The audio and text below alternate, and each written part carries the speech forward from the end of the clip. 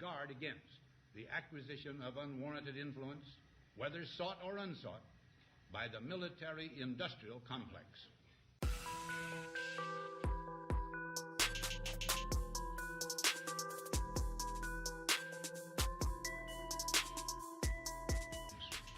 Our toil, resources, and livelihood are all involved.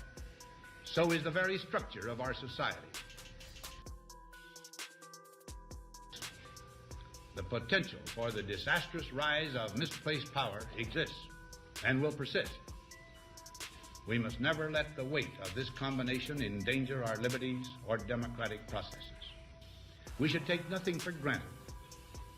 Only an alert and knowledgeable citizenry can compel the proper meshing of the huge industrial and military machinery of defense with our peaceful methods and goals. And good evening, ladies and gentlemen. Welcome to the American Awakening. Trying to get everything set up here. There's a delay from when you guys can hear this, but please let me know if the audio sounds okay in the those of you watching in the cheap seats there. Hold on here. So give it a moment to let a few people join if they may want to join. Mostly I find people watch this on the, oh, thanks, Brad.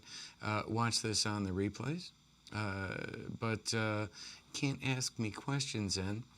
I think I have stuff set up kind of good, so I'm going to try to be able to do maybe a better job than last time, not being too critical on the last time that I answered questions, but hopefully I got it set up here to where I can answer them as we go along and maybe, again, add some context to this conversation. So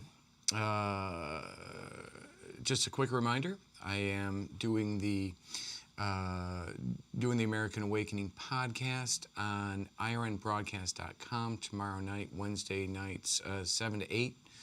Again, irnbroadcast.com, 7 to 8 p.m. It's a podcast. I'm trying to set up, if I can, right after that, a premiere where I do a review of a Vice article, a Vice documentary called Enemy of the People. I watched that. I think it's a really powerful documentary, but I watch it through kind of a little bit different lens, I think, than other people, right? So I think it's kind of, I think a lot of you will find the things that I see in this you'll see things I predicted all along. And I'll be able to add a lot more context, right? But we'll see what happens there. And I'd like to thank everyone with all of my Patreon supporters. It is hugely helpful. Got the office that I'm in right now, the studio building out nicely. Pay about $400 a month rent here. Imagine, it's amazing the deal you can get during a pandemic, you know. It's good, it's got good security, and the place always just smells great, I'm telling you. But thank you very much. I have been adding a few things, trying to get a little bit better quality broadcast so I can get this message out with a little bit better quality. I think people tend to listen a little longer if they can actually hear it. Makes sense. Hey, Jay Stays. Ashley, thank you very much for joining tonight. Slim Slady. Yeah, what happened to our boy Eminem, right, Slim? You know, Ice T. Is that the one? I get the, you know, I'm the iceberg. No one's taken that yet, right? And good luck taking it, because it's literally, my last name's Bergie. But what's up, you know, some of these rappers are going to have to take some, eat some serious crow here shortly after the election, I think. because I'm trying to figure that out myself. But at any rate, again, thank you to all of my Patreon supporters. You can find me at ShadowNet Hacker. You can find me at patreon.com/The ShadowNet Hacker. Patreon.com/The ShadowNet Hacker. The more help I get, the more I can get my message out. Hell, I've got a Ketam lawsuit filed in D.C. court. The time hasn't expired on that. It lists half the people that are subjects in my Ketam whistleblower lawsuit, a legitimately filed lawsuit in D.C. federal court. Half the people on that list were either were either top people in the Obama administration or top people in mainstream media right now. The top people all throughout the mainstream media in our government have been implicated in what originally began as my 2015 IG complaint. So any help, any support I can get on that. I mean, come on. Everybody's bitching about this every day, Please, what can we do to stop this? Help me out, and we'll get this stopped. Hello from Sarasota. Hey, I was up in Sarasota not too long. What is it? One of the Tea Party Manatee. I got to speak up there. Somebody's saying I'm quite low volume here. Other people said that it was good. I don't want to go distorting this, so where are we at here? Let me bring this up here a little bit. There, and is that a little bit Sunny 12? No, that who was that? Harman Aman, or I can't pronounce that very well. Hopefully that might be a little bit better. Bringing my gain up a little bit there as well. Okay, how's that sound, folks? I don't want to be too much. I don't see anything peeking out right now, so we should be okay. There we go. All right, voices. Oh, excellent. Yeah, I like the soothing tones, right? Get that little Casey Kasem thing going or something there. No, I don't even want to be doing this. And like I said, trying to get the best sound I can, the best quality video I can, get the message out so that somebody like real journalists can someday pick this up and do their job, right? Seems pretty simple, doesn't it, folks? Freedomstream.tv. It is a work in progress. Again, that would probably go back to the Patreon support, right? All the help that I can get with that is a big deal, right? So that is where content is able to get out. Also, victimoftheswamp.com. I did bring that back online. It sucks, though, people, because those are 2 whole sites I got to take care of. I need to get everything migrated over to one. Thank you very much, Bandwidth. Thank you for what you do. You guys are always reposting this stuff. Could not, this stuff got out because of people like you, Millie and Gavin, who had the guts to stand up.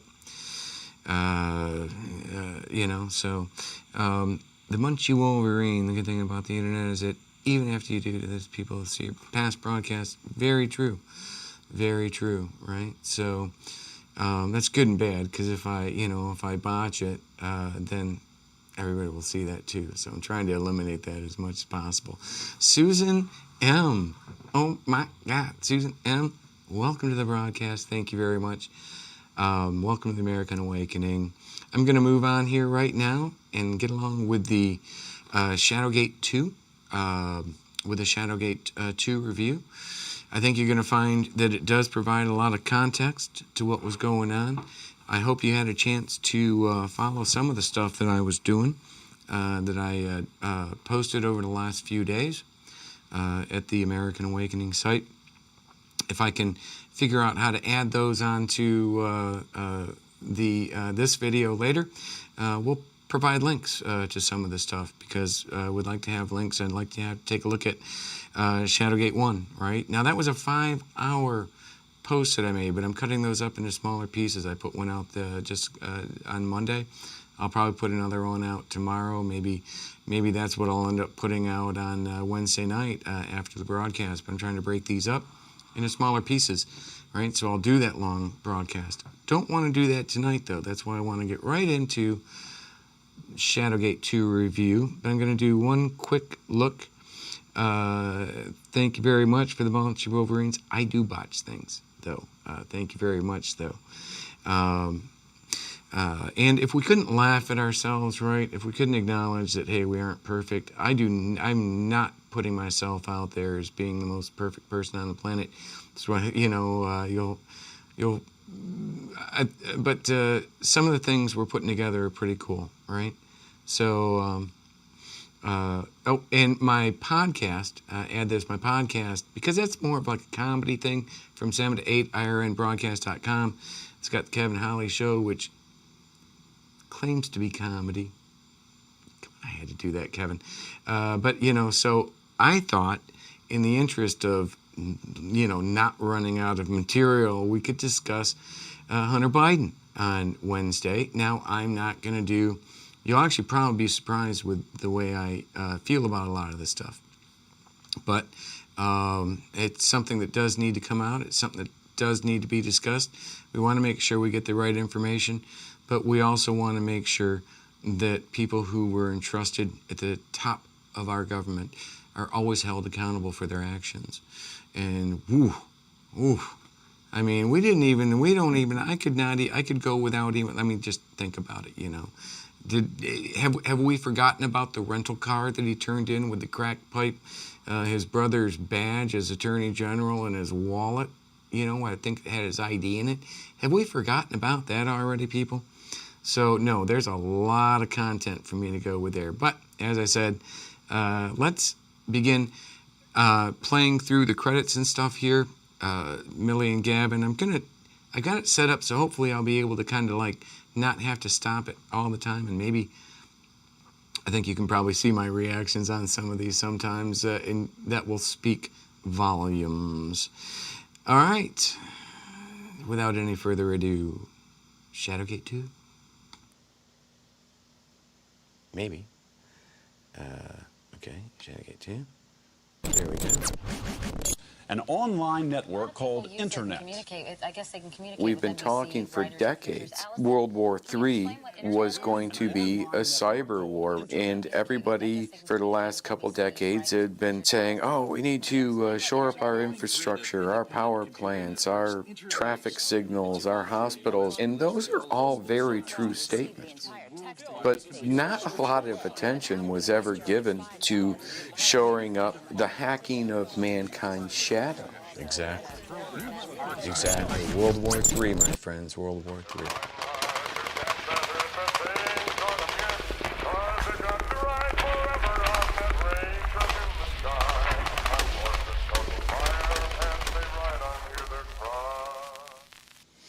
I would like to pause this here real quick and remind everybody, you can find the full video here at millennialmillie.com. Please support Millie and the work that she's doing, right? It's phenomenal, and she has an audience, and she has something that's really lost and unique. She has some honor and integrity, right? We should support that, folks. So please, check out the site. I'm getting a patch for my cut and a poster. You'll probably see a ShadowGate poster up there very soon as well, and maybe a couple other things. So please support these guys, and I can't stress that enough, right? Thank you. Here we go. Warning, no entry without authorization. I don't want to set the world on fire. Who do you think is pulling Biden's strings? Is it former Obama People officials? that you've never heard of. People that are in the dark shadows. People that... What does that mean? That sounds like conspiracy theory. Dark shadows. No, What is that? people that you haven't heard of. When the first ShadowGate trailer was aired, a little-known anonymizer project called Ion 2 was scrapped. The first installment of ShadowGate demonstrated that the shadow government consists of government contractors, defense, intelligence, security, and so on. On the day of ShadowGate's release, a well-planned, targeted smear campaign by media outlets and social media influencers was launched to distract away from the subtle panic the military-industrial complex was going through in the background. While terrible. everyone was distracted by my bizarre arrest and the mainstream media's hit pieces on the whistleblowers and myself, people didn't notice that the military-industrial complex themselves started pulling pages off their websites in a mad panic. The movie was actually about, Dynology, Jones Group International. These people are pulling their websites down. You got the military-industrial complex shutting down for a day. It was like amazing. Everybody's pulling their websites and stuff. The web pages of Dynology, Jones Group International, Clear Force were removed, modified, and changed in what appears to be a cover-up. The day the trailer for ShadowGate 2.0 was launched, where Patrick revealed he was blowing the whistle on Leone, a military-industrial complex PSYOPs contractor, then Leone subsequently pulled pages from their website. Yep. But why? What was so dangerous about ShadowGate and our whistleblowers that the documentary created such commotion and chaos? That is the subject matter for this documentary.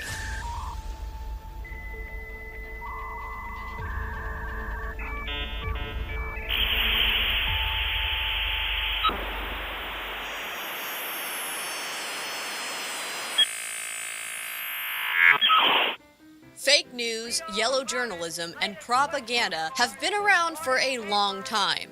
The term fake news previously was associated with video news releases, advertisements made to look like news. There aren't many kids who will pass up a chance to play video games. And when the holidays roll around, most kids start wishing for more. But it turns out this sort of activity might actually be good for your child. Too often, it's hard to tell just by looking at the package which choice is better for you. As customers walk the aisles, they'll soon see the Great For You label. You just choose one of our professional newsreaders and one of these highly impressive virtual news studios. Then send us your news stories together with your logo and any supporting images, and we will do the rest.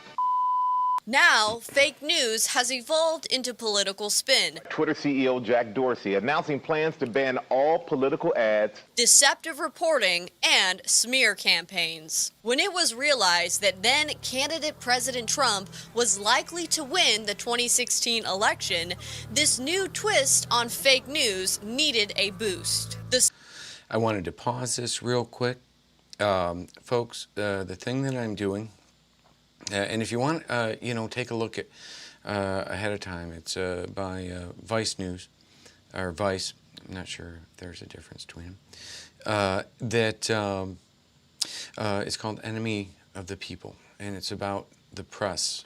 And boy, I'm telling you, right? If you were to if you watch that without hearing or keeping the understanding that people following this have with ShadowGate and the depth of the infiltration of the military-industrial complex into our mainstream media, then you would probably just look at this like maybe, I don't know, coincidence or individual greed or things like that.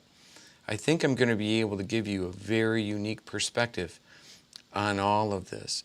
This is what ShadowGate's about. But watch ShadowGate 2 as you're watching this. And then remember, kind of take mental note of these things when we're talking about enemy of the people. Because, my friends, this is literally, it's sedition, right? There are laws against this, in my opinion. And that's what I'm trying to actually, it's part of my Ketam lawsuit. We're going to get this taken care of. Smith-Mundt Modernization Act of 2012 allowed for U.S. citizens to be targets of propaganda. This opened the door for social media psychological operations to be used domestically within the U.S. However, IIA, or interactive internet activities, the military nomenclature for social media influence operations, still wasn't legal to use domestically, but non-attribution techniques made it possible with little or no detection. With these propaganda acts that allow propaganda like the Smith-Mundt Act, I mean, do you find that this timing was actually the military-industrial complex trying to regain control? Absolutely. Why did we make NPR? Why did Congress make NPR? Why did Congress make the Corporation for Public Broadcasting? They made it because they knew there was a potential back with television and radio that either corporations or our government could maliciously use these technologies to do. Real quick, folks, that's exactly what SafeVet.org, it's a veterans nonprofit that we are in the process of building, right? So SafeVet.org is literally, it's a veterans-based nonprofit, kind of like a cyber generation version of the VFW. But it's also meant to be the NPR or the Corporation for Public Broadcasting of the internet, of the social networks, of the internet, right? So it's like the PBS of the Internet of Things, all right? So we have a solution for this. Again, everything you do to help this is all helping a much bigger, it's literally helping the solution for the problem, right? So a lot of people are out there going, this is a problem. This is a problem. Yeah, it is a problem. But we actually have a solution, all right? Do bad things to America. So we made these nonprofit organizations to hopefully provide some sort of a bumper, although those have been abused at this point as well. Why does this keep happening, Mrs. McGrady? Well, racism is like a disease. If you don't treat it, it's just going to get worse.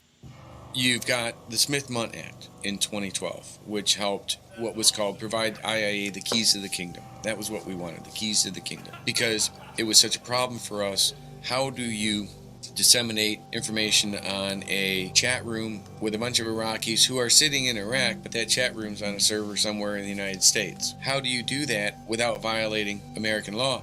And plus, how do you do that with ensuring that an American's not going to see that post later on, which does not have attribution for it potentially, right, and be influenced by it, because that's illegal?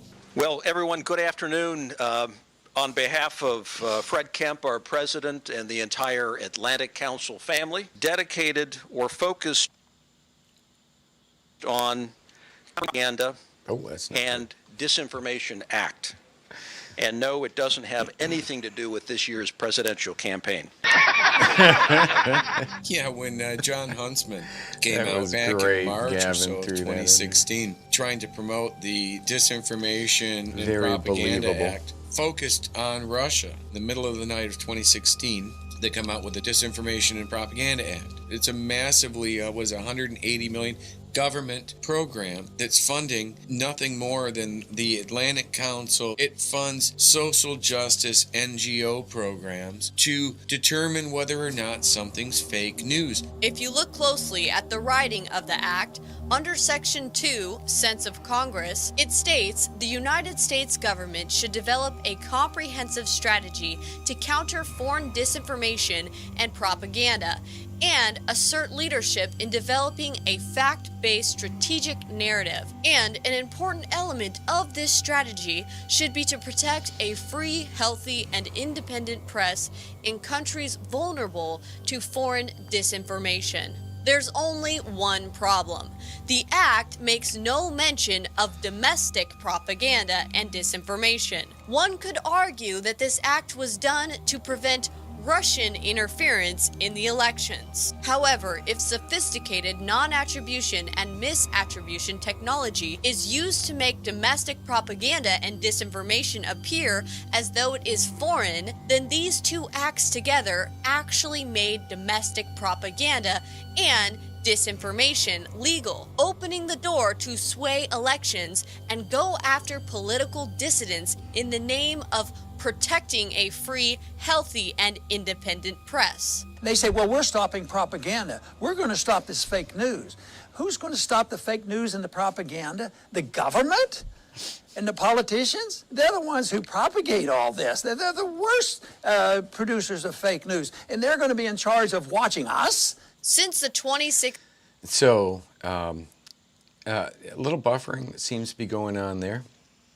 So I wanted to stop that for a second. Hopefully that'll resolve it when I start it again. But also, I'd like to make a quick point, right?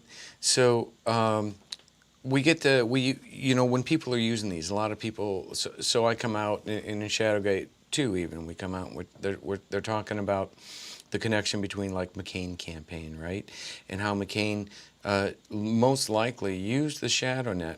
McCain, Manafort, most likely used the ShadowNet through EDC and Dynology to give him a competitive advantage during the 2008 presidential primary for the Republicans, okay? So, why does that, I get people once in a while saying, oh, but that's okay because we have to win because it's Republicans, we got to beat the Democrats. And I'm like, yeah, but how do people like Ron Paul, who you just saw, who was running against John McCain in that primary, and a lot of other people, I think Ted Cruz was running it, a lot of other people were running against John McCain in that primary, and if he's using taxpayer-funded social media psychological warfare applications to gain a political advantage, a competitive advantage in his 2008 primary, John McCain, how is that fair to the other Republicans? Why do we have somebody like in the military and industrial complex determining who's going to be the candidate for Republicans or Democrats? I don't want that on either side. You shouldn't either. That's the argument they make. When they make that argument, these DC mean people running around saying that they support Trump and doing all this jacked up crap, ask them, where are you getting your funding from? And ask them, who picked you? Who nominated you to be the arbiter of who is going to be the candidate who I get to vote for? No. Nobody did. I sure as hell didn't. So I think that's one of the good things. I think that's one of the things that we need to focus on. And LMAO has laughed my ass off. Here we go. 2016 election, the use of domestic propaganda and disinformation through the dissemination of fake news on both sides of the political aisle has escalated to the point of nearly destroying our First Amendment, the Constitution, and the social fabric of our country. This is extremely dangerous to our democracy. I think you get the idea there, what's going on. All these anchors and all these markets are required to read this script. Really what it's doing, it's kind of like the Fox Fair and Balanced slogan. It's a way of saying, we're fair, everybody else is biased. We're fair, everybody else is biased. Russian hacking. Hey, and guys, when you see that screen like Gavin did in post, right, with all those individual people saying everything at the same time, how do they do that? Right? You say to yourself, how do they do that? You know it exists. You know what's happening. How do they do it? Well, that's exactly what the ShadowNet was built for. It's basically a project. It's an IIA project management tool. It's designed to manage all of those intricate little assets, right? You manage the targets, you manage the assets. So an asset could be anything. It could be an individual podcaster. It could be a senior executive. It could be a senior executive of CNN. It could be anybody, right? It could be the former vice president of Jones Group International, who right now is a Fox News host on Sunday morning, who also, Jones Group International is one of the largest Saudi energy lobby firms in DC, right? So if you're going to manage that narrative, if you're going to get everybody on those same talking points, you need to have something to be able to manage that narrative, and in fact, that's what the ShadowNet's designed for. And it is what I believe Jillian Turner is doing at Fox News. just one of many assets that I've developed evidence on. And this isn't just like, hearsay type stuff. This is direct evidence that I've submitted along with my key tam of influence. So back to the show. Thought that would actually be helpful. That's how it's all done. You can see it happening. So when you scratch your head and say, do you ever ask yourself, okay, I see it happening, but how do they do that? Well, that's how they do that. Meddling in the presidential election. That there was Russian meddling. That Russia meddled. The Russian meddling. Russia's meddling. Russia was meddling. Russian meddling in the presidential election. The only thing that can stop this is the full and complete exposure of the fake news industrial complex. Patrick Berge, a decorated veteran of both the Iraq and... Now you realize what you were just looking at there was my line of authority for Leone in Afghanistan 2010. This is right here. This is my DD-214. All these things, my passport, all of these things I provided to Millie and Gavin, which they verified. So when you got these people, these pieces of crap like Ali and Caitlin Bennett, and those people coming out just saying absolutely bold-faced lies, then, say, they'll never, I'm waiting for them to come out and explain that, right? Afghanistan wars has come forward as a whistleblower. In ShadowGate, he exposed Dynology and ClearForce for their abuse of power.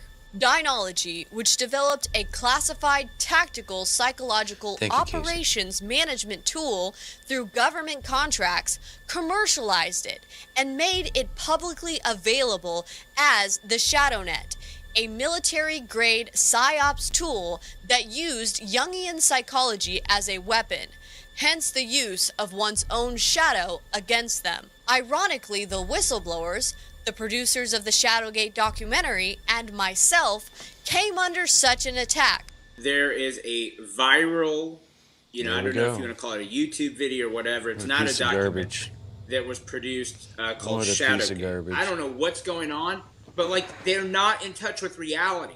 Had I known how demonic this thing was going to be, I would have watched it immediately and dissected it immediately. I feel really bad. I feel like I could have stopped this thing from going viral. It's my task I want to do, and I go shopping for money from billionaires. And a lot of times these billionaires give me money to go do what I want to do to find out information. They call me the Hammer sometimes, and you're about to find out why. That Ali plays behind the curtain, okay? Let me go in, do what I do, clean it up really quickly, and bada bing, bada boom. I'm not going to embarrass anybody who's distanced themselves from them, but trust me, they don't got anyone on their side. I will call up some friends to dust off some accounts from the Great Meme War, and we'll see. We'll see who the OG is. This weapon. People, that man right there, in my opinion, is a subject matter expert in influence operations, social media psychological warfare, 3 years IIA from 2007 to 2010, largely overseas or at CENTCOM, literally fighting an IIA war, fighting this cyber war on the front lines, like where crap's blowing up around you at any time with mortar rounds coming in. And this piece of crap is playing his little meme war games back here in D.C., trying to subvert our democracy. I actually think that, I know for a fact that there are assets, Syrian Electronic Army, the SEA, a number of terrorist organizations out there that literally bring people into the U.S. or recruit people once they're here. Am I saying that a Republican, quote unquote Republican, military-age male named Ali Akbar has possibly been recruited? Yeah. I mean, checks every freaking box. I would say that. I would file a statement right with the FBI. I pray to God the FBI looks at this crap. This is not a joke, people. This isn't some like made-up documentary here that's on Netflix put out by Obama. This is for real shit. And look at the behavior of these people. They're treasonous terrorists. And I don't care whether you're this guy Ali Akbar, who is literally talking about funding from billionaires. He'll go on to explain much more stuff, his involvement with the McCain campaign. I mean, I tell you, these people, their bank accounts need to be looked at, where their funding source is. If you think that Al-Qaeda is not putting assets over here, and if you think that they're just recruiting a bunch of dumbass Antifa and not recruiting a few dumbass conservative Republicans for whatever their cause may be, which is, overthrowing in our country and Sharia law, if you don't believe that's a potential threat, I can't help you, right? Do I have evidence showing that this individual is a terrorist? No. But do I have evidence that this individual has been playing short and fast, for-profit games with our election process at the expense of destroying people's lives and careers? Do I suspect, have I seen many, many reports out there from legitimate organizations that suggest that this individual is involved with blackmail of senior officials in our government? I mean, yes, right? These people, it's not a joke. There's a war going on right now, and I'm sorry, somebody has to say this. Uses a target's fear, imperfections, personal tragedies, past mistakes, anything embarrassing or defamatory. It is to first discredit, distract, and demoralize them, ultimately dividing them from their support to destroy their morale. As a psychological weapon of war, it is extremely effective against the enemy. As a commercialized product, it is extremely effective against a political opponent. To better understand all of the commotion, we begin our story with the war in Iraq. These are opening stages of what will... Now, for those of you who don't understand or remember what Flat Stanley was a thing that school kids were doing where you wanted to get your picture in the most unique place and then bring it into the classroom and show who got the picture of Flat Stanley in the most unique place. I'm pretty sure my daughter walked into school with Flat Stanley being the only one posing next to a classified blimp. As you can see, the things that were classified were excluded from there, whited out, and I had permission to be there. But I'm pretty sure that someone like Ali Akbar or Caitlin Bennett are not going to have the clearance to be able to stand up on a classified blimp. That was actually above top secret level 6 at the palace there. So, this garbage driving around with their little meme wars. My God, they're either criminals, terrorists, or just children that have found a gun in their daddy's closet and don't realize how dangerous it is. Be a broad and concerted campaign.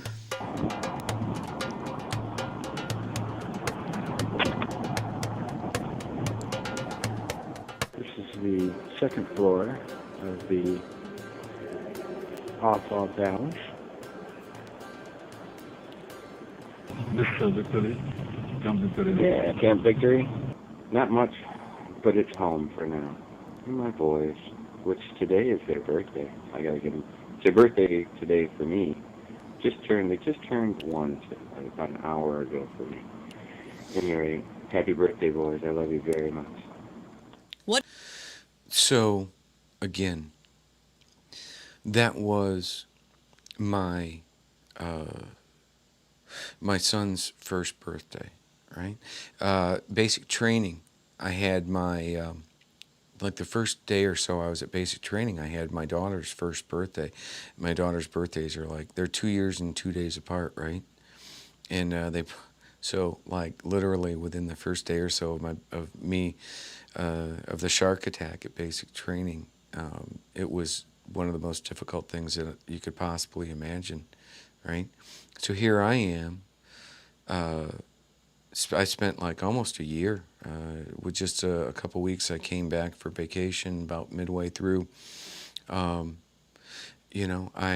It's tough, man. It's tough, and you got this garbage like Ali Akbar, and you got that garbage who put a video up on trashing me, saying that I was full of crap.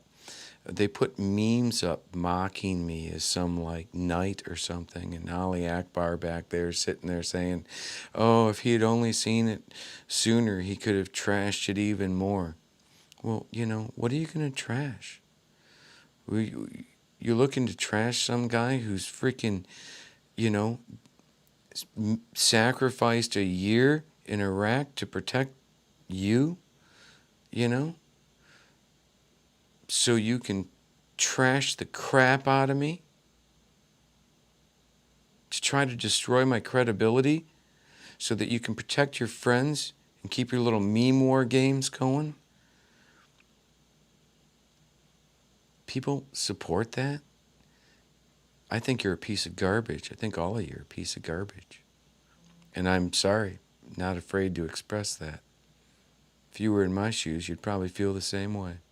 What is the Trans Regional Web Initiative? TRWI, basically that was an initiative to get America's message, right, who we are, what we stand for and such, All you can out eat steak into and Iraq and into lobster. other areas in the region.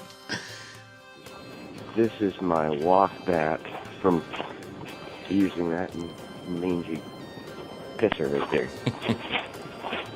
If you really got to take an emergency pee, you're in trouble.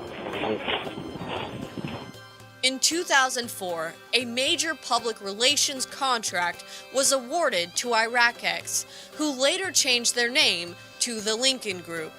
In 2005, contracts upward of $300 million for psychological operations were awarded to the Lincoln Group, Science Applications International Corporation, and Cy Coleman Inc., a subsidiary of L3. So, would like to take a quick pause there. I'm hoping for ShadowGate 4, skipping ahead one there, to be focused on my time in South Korea, my 2015 IG complaint. That actually makes, to be honest with you, makes the Ukraine crap that you've seen the last few years pale in comparison with the fraud, waste, and abuse that I'm telling you happened right there. And I filed an IG complaint, and I'm not going to go into all that right now. But again, that's another reason why we got to help support Millie and Gavin, because that's going to be that's going to require doing an investigation, of which most of the time was spent in South Korea, right? So that's going to be a little costlier, but I'm hoping that once we get this election out of the way in the next few days, President Trump gets rolling with his second term, we'll be able to start exposing a few more things. That are going to just freaking make you so mad it's not even funny. Communications. Lincoln Group in 2005 was involved in the TRWI program, which ended up getting outed by a whistleblower for using government dollars, taxpayer dollars, to fund and like contract journalists in Iraq. An enormous amount of information is being fed the Iraqi press, both written and television, that is just plain factually wrong. First place, we don't know for a fact how and when and to what extent money was given to journalists. Quick pause right there. Okay, so this is this was a funding, a couple $100 million. I think Millie's going to go into this a little bit more here in a moment. But I want you to keep in the back of your mind right now. Think about this. Where did all those contractors that were working for Lincoln Group, not Lincoln Project, but I guarantee you a lot of them are the same. Where did all those contractors that were working for the Lincoln Group that were accused of paying journalists to report a very specific narrative, where did they go, right? Now, see, I have a problem with that, right? Because, like, you know, in the military, they train you to kick down a door and then clear 100% of the rooms. They don't train you to kick down a door and clear 75% of the rooms, right? So when these reporters, however noble they feel in their, or just they feel in their cause, report only 75% or 80% of the story. Like, let's say Dan Bongino reports, 80% of a story that completely trashes all these people below him, and but doesn't report the other 20%, because those people, although they're doing criminal activities, are helping to fund these people, right? So they can't throw them under the bus. It's a real complicated web they got going there, my friends. They do not support any practices which is not in keeping with the long-standing traditions of our journalistic profession in this country. This is the front of Saddam's Al-Assad or whatever palace. Wow, look at that.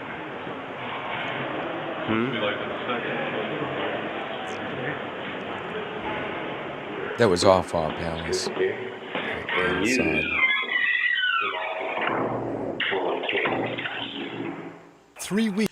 Funny story. We would go up on top to the third. I think it was third floor, and they had a little driving range set up there, a little driving tee set up there, and literally millions and millions. I'm telling you right now, millions of golf balls were donated to the MWR, right? Morale, Welfare, and Recreation Programs. And like tens of thousands of golf clubs were donated, right? And so it's millions of balls ended up at Off-Off Palace. And so we could go up there, and there was like a little cigar area. This is right off, basically right off the porch of Petraeus's porch right there. And there was like a little golf area where you could just sit there and shoot, smoke cigars and shoot golf balls into the moat around Off-Off Palace. Someday they're going to end up draining Off-Off Palace, and there's going to be more golf balls than you could. I mean, the whole bed of that's got to be a foot deep in golf balls. Into the invasion of Iraq, it's an environmental the famous toppling of Saddam Hussein's statue in Firdos Square was heralded Thank you for by the golf media balls, as though, a symbol and of if you victory. donated But it them. was, in fact, a small event, shaped into greater significance by the media. Careful examination of those broadcasts and photographs suggests the crowd, which varied in size, topped out at just a few hundred. And it was to a significant degree composed of journalists and Marines. Mm-hmm. CNN replayed the toppling every 7.5 minutes. Fox replayed it every 4.4 minutes. Wide shots from the live coverage, which revealed a more subdued reality, were not replayed. The iconic images that shaped public opinion in America did not reveal the actual scale of the event. A visual echo chamber occurred. Rather than find the news, Editors urged reporters to focus on what was unfolding on TV. Paying journalists a lot of money to feed, stories kind of gets into damaging the whole First Amendment, freedom of press, things like that, when you start paying journalists to push a particular narrative. Was BKSH and Associates a subcontractor? Yeah, they were a subcontractor actually of the Lincoln Group. And who do you have with BKSH, right? You have many of the same players. John McCain says we're fighting in Iraq to plant the seeds of democracy. But the firm of his chief political advisor, Charlie Black, made millions lobbying for the world's worst tyrants. Like Black, At Manafort, the same time, Stone, the BKSH and Lincoln Group Davis. are building up these IAA contracts in Iraq. You've got others like Leone, like Jones. Shame on me for like MPRI, questioning like Roger L3, Stone. like GDIT, General Dynamics, IT. All of these people vying for hundreds of millions of dollars in literally IIA contracts. How did that become interactive internet activities? Well, I think they wanted to really get away from some of the dust up. I mean, several $100 million in contracts were lost at that time in 2005. In fact, just a couple months after this first came out, this lady, May Shidiak, was almost killed in a car bomb. I heard a blast. I felt it at the same time. I was still awake. I saw like a black snow falling over me. Against all odds, though, she survived. And actually, 2 other journalists at that time did die in car bombs as well. Why are journalists dying over there? Well, I'm thinking in order for the PSYOP community to be able to properly disseminate a narrative or a message, they have to be able to bring journalists in and control journalism as well to avoid some of the deconfliction. Real quick, folks. Even more thought given to that, right?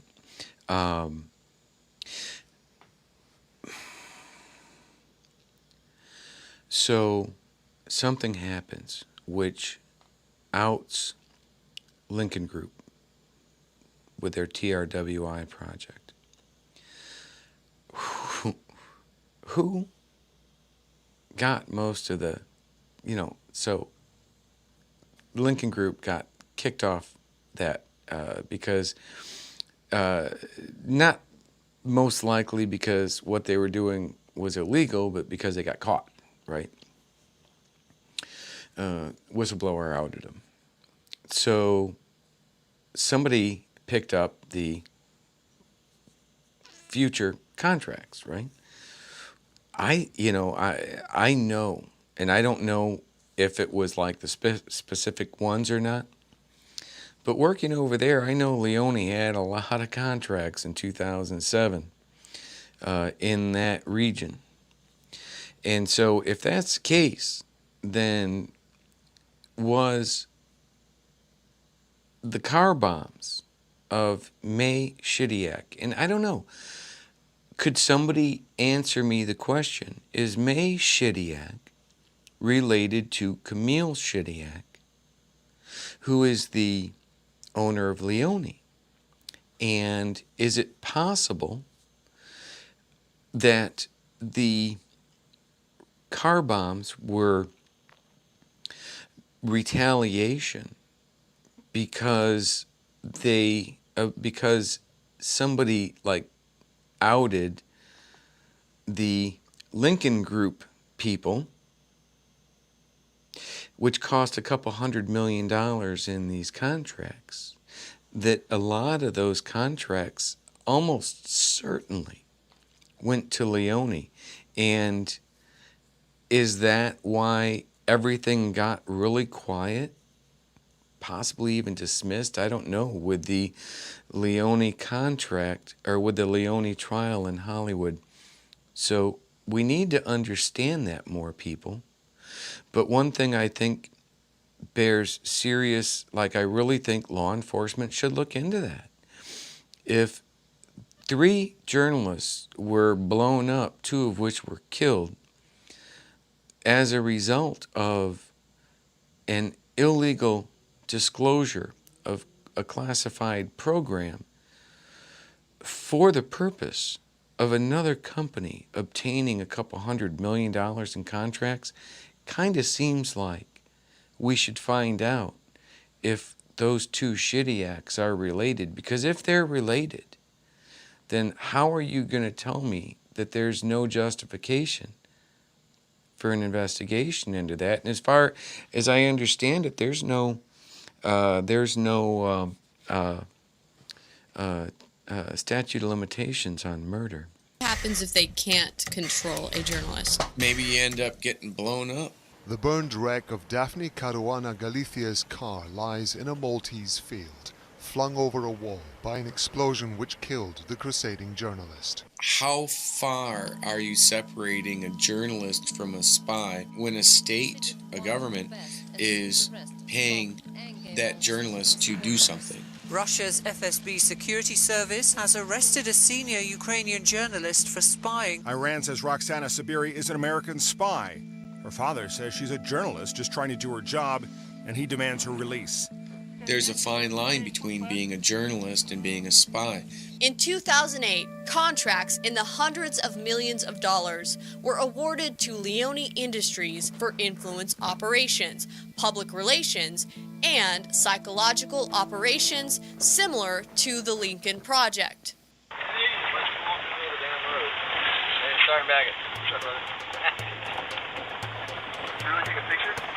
No, I'm videotaping it, actually. This is an interesting predicament here. Interesting memories. Hey, don't worry, we got flipped off driving down through here the other day, too. Yeah, there's some dust for you.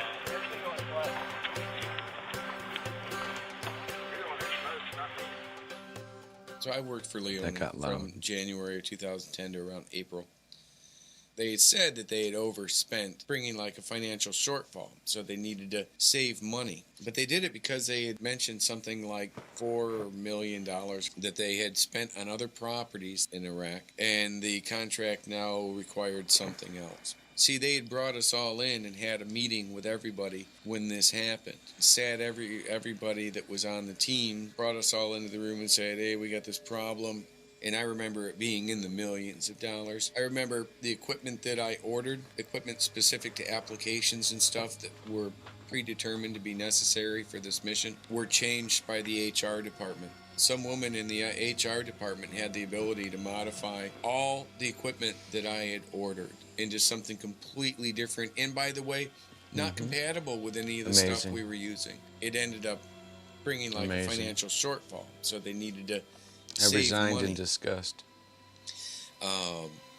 One of the ways that they did that was having me secure a classified network with Linksys home Wi-Fi, and I'm not gonna do it. So good luck to you on that. That's what I had gone to them about, saying, "Are you freaking people kidding me?" And I'm the information assurance security officer. I'm the guy who's supposed to sign off on that.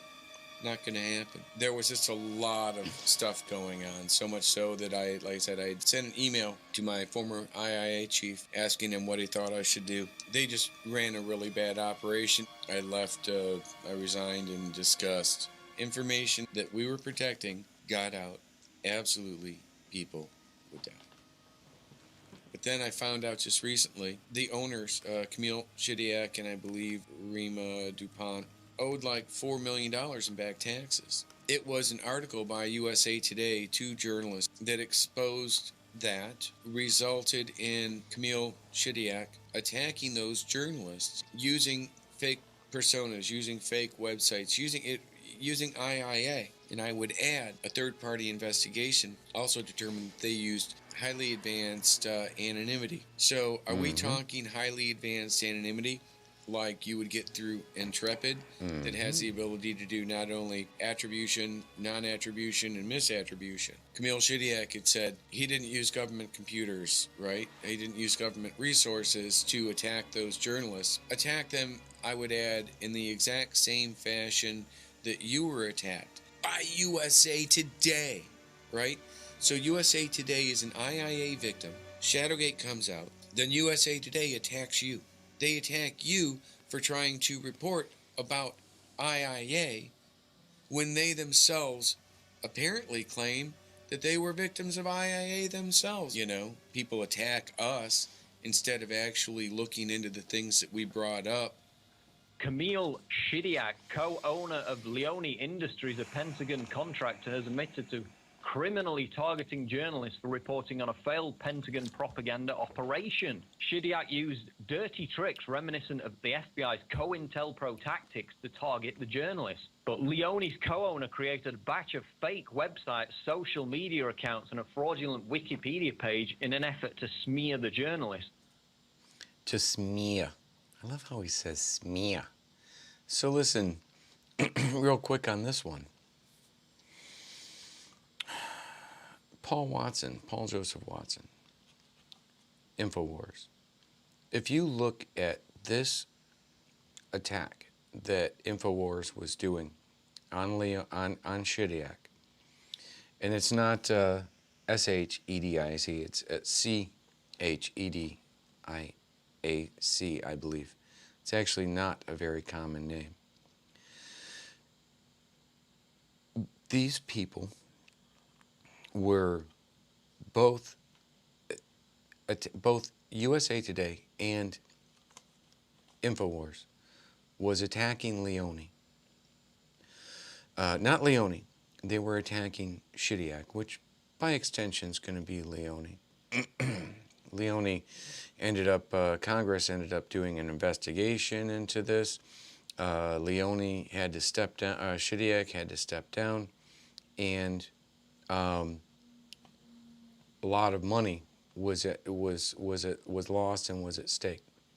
I believe, it's my position, and this is my position, that InfoWars and USA Today, which actually are very not far at all from each other, both in Austin and USA Today, the office of those people right there that they're talking about, their office is 5 minutes on Google Maps from 8,000 Towers Crescent Drive, which is where Dynology was, 13th floor, then 15th floor. So was, you know, what is going on right here, in my opinion, are two assets. USA Today, journalist, either USA Today, the journalist there, or like Paul Watson and these two USA Today journalists, or the USA Today and InfoWars without the journalist knowledge, but pushing them, right, did this to take out a competitor, to take out Leone and their couple $100 million contracts of their competitor. Most likely the competitor would be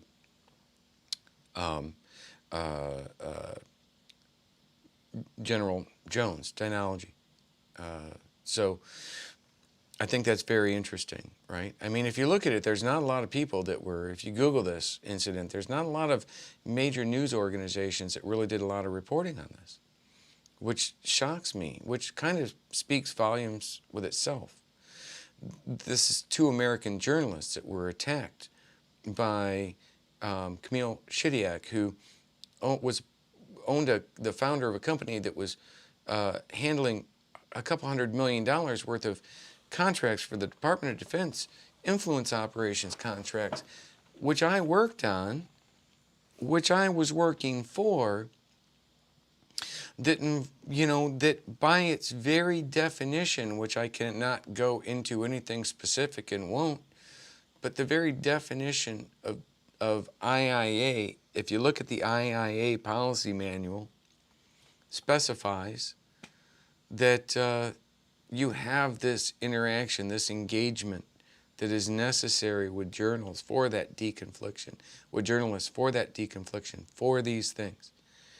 So I'm telling you right now, this looks to me, this stinks to high heaven to me, like like assets, IIA assets, being used to take out a competitor.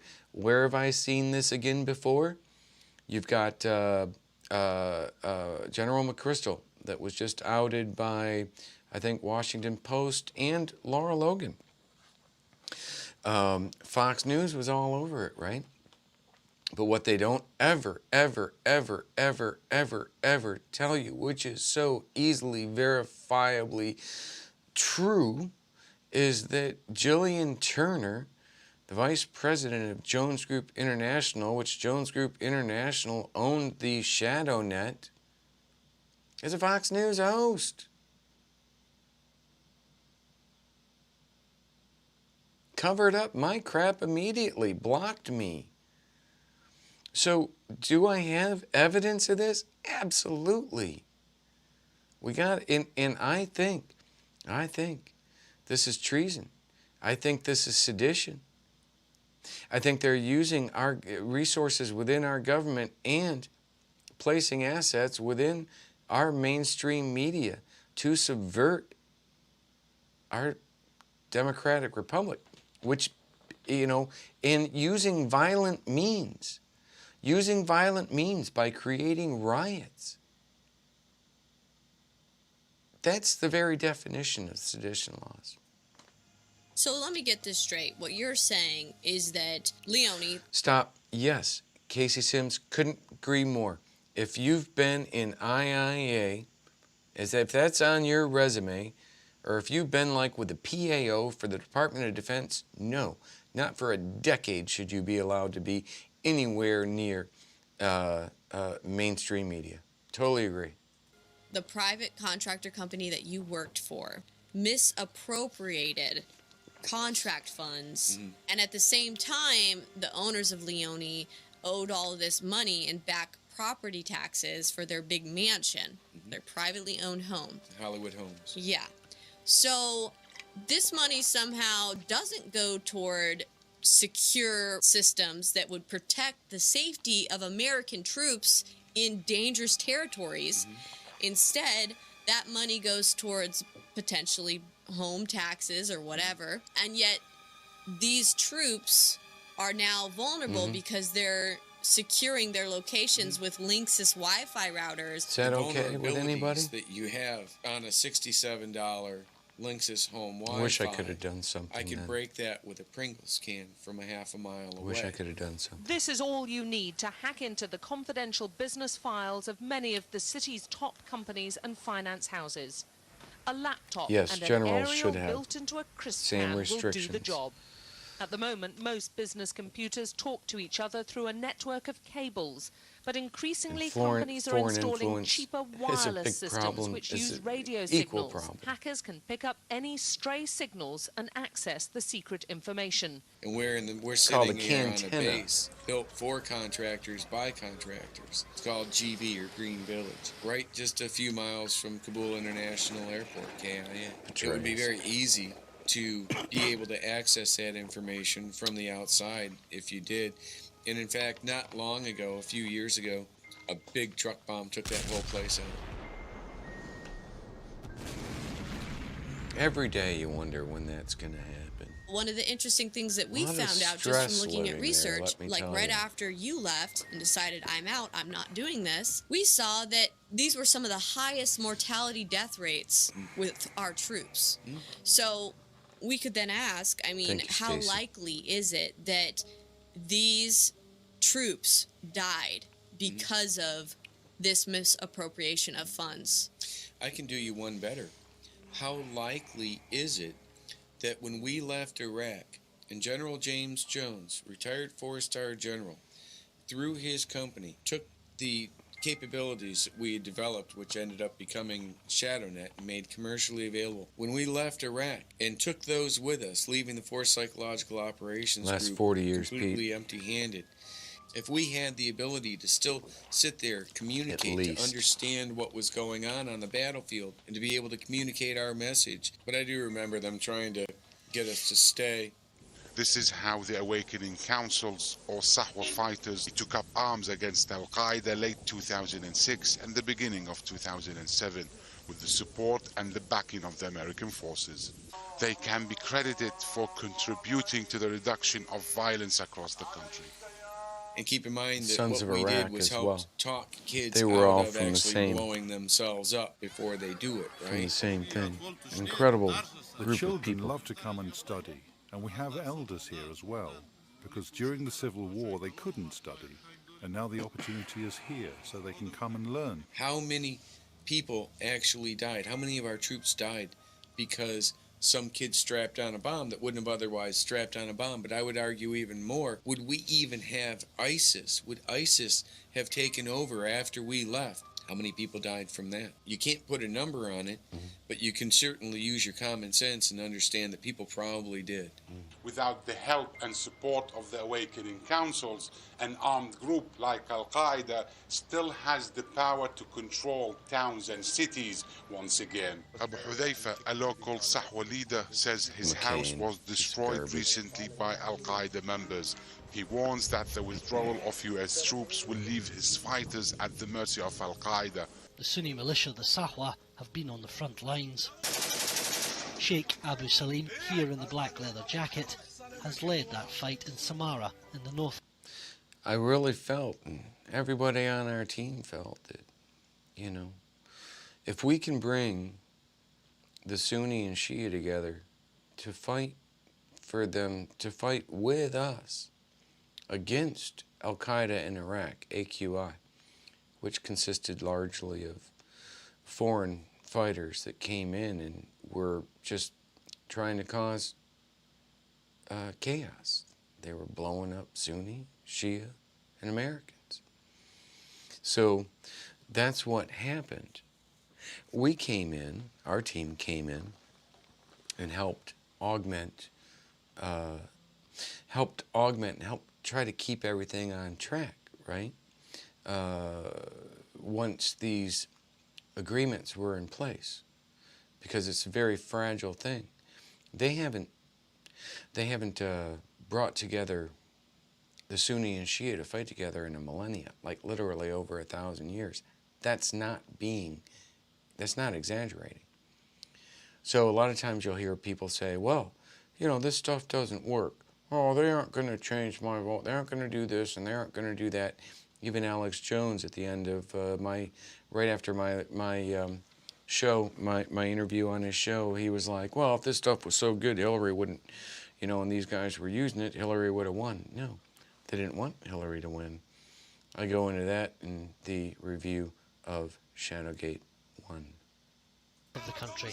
But 20 days later, while the Sheikh was in Baghdad, the militants returned in strength and took their revenge on his family. Why is it you think that ISIS and Al-Qaeda have come back? After the Americans withdrew, we were neglected by the government, and Al-Qaeda became strong again. I have a letter from the IIA chief back in 2010, just before I had submitted my letter of resignation to Leone. The IIA chief made it very clear. He's like, listen, this is how it works. You know, the government, the military just lets contractors control everything. Because when that IIA chief, who's like maybe a major now, leaves the Army, he's going to submit a resume to Leone, to Dynology, to Agility, right?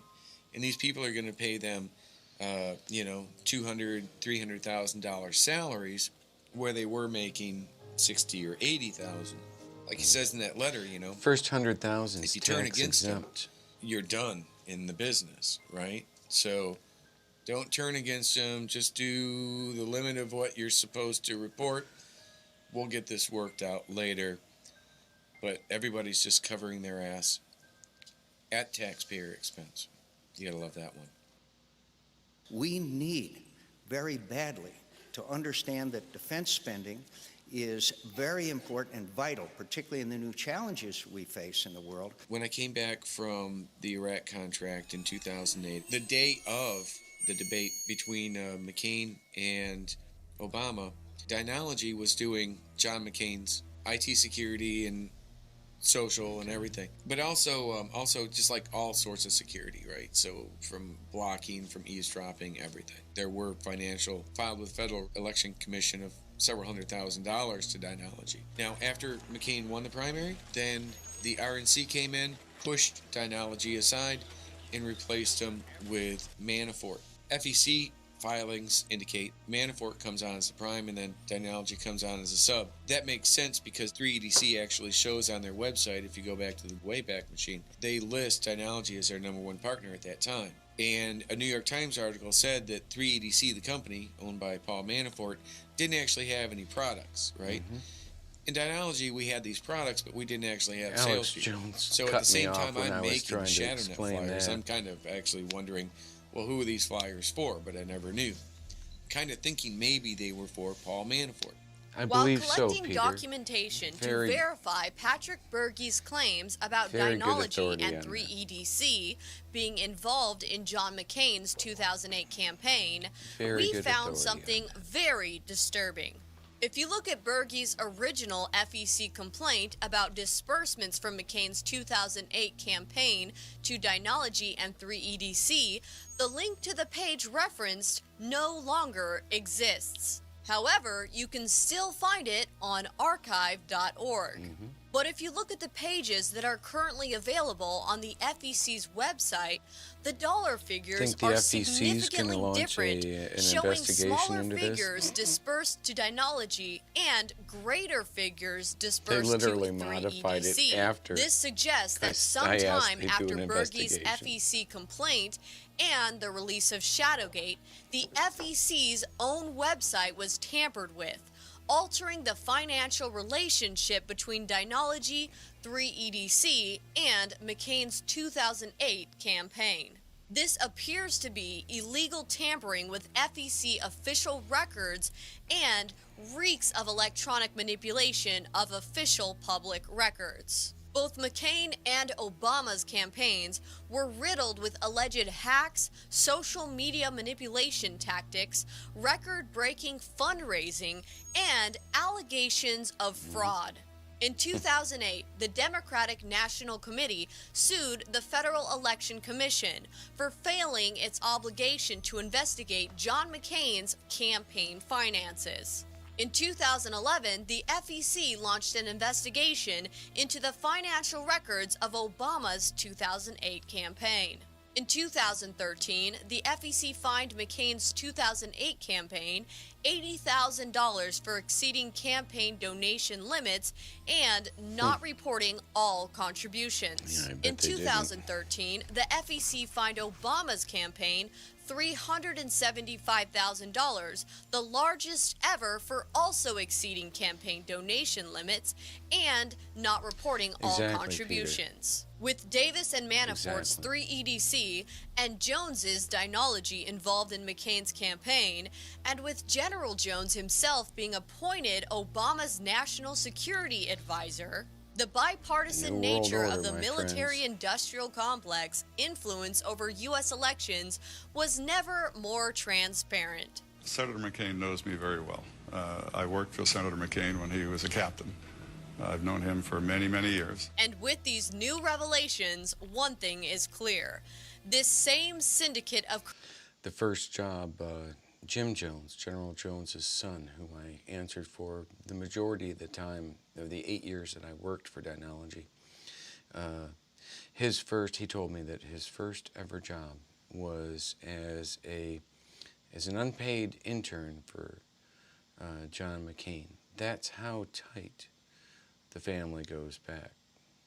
corruption is behind the coup against President Trump. Now, it kind of sounds like maybe General Jones was doing some double-crossing. Because how odd is it to then nominate the person that was running your competitor's campaign? Okay. Their IT security. Exactly. In that same conversation that I had with Jim, he had mentioned kind of snarkily that nothing to see McCain's email had gotten hacked after we had left. And he's like, that probably wouldn't have happened if we'd kept doing it. I didn't think about it at the time, but I know that both McCain and Obama's... Real quick, and I posted this on Facebook a long time ago. It was like right after I posted this on Facebook that I basically started getting almost immediately shadow banned with everything, which is why I don't really spend a lot of time on Facebook. But back in what was that? In 2008, 3EDC's website, the website that that Paul Manafort had, which was basically just a BS website to promote the ShadowNet. Several companies actually listed there, his partners and such. But 3EDC's website was called 3EDC.net. But if you use the Wayback Machine and check out 3EDC.net, you'll see that the owners are listed like that. You go back to you go back to 3EDC.net's website from that time on the Wayback Machine, and you'll find that they also list 3EDC.com. So it's like info at 3EDC.com if you have any questions, which was most likely their email server. Well, if you go to 3EDC.com at that time, it was owned and hosted by a Chinese firm. It's all in Chinese. 3EDC.com, which is where the email was hosted, not 3EDC.net, which was their website. Something is fishy in Denmark with that one. Emails were hacked back in 2008, and Jim did make a point of mentioning that it was after Dynology or replaced by 3EDC. In a similar way, Tory claimed to have moved passport data of Obama, Clinton. And by the way, you can say that I'm full of crap with that, but you can also go and look it up for yourself. It's right there. And McCain off of a State Department server during the 2008 elections under the direction of John Brennan while she worked at Analysis Corporation and CGI. Now, in the case of Senator McCain, we detected earlier this year one of the same people who accessed Senator Obama's passport file also accessed Senator McCain's passport file. What would be the point of that? What were they trying to hide? Well, if I removed it, that means someone else was there to replace it. There seems to be a common theme here. IT moving data from one server to another under the guise of an alleged hack, when in reality it's for damage control and blackmail. In the battle for power, Forensically democracy verifiable. has a new front line. It's an online information war where often unseen hands harvest your personal data, tapping into your hopes and fears for the It's most greatest valuable. political Your data yield. is the most We are valuable not only commodity on the the planet. largest and most significant political consultancy in the world. We're More used than to oil. operating through different vehicles in the shadows. Prepared, it seems, to ruin their clients' opponents through Don't know, handouts Stacey. and honey traps. Millie, you don't have any sources.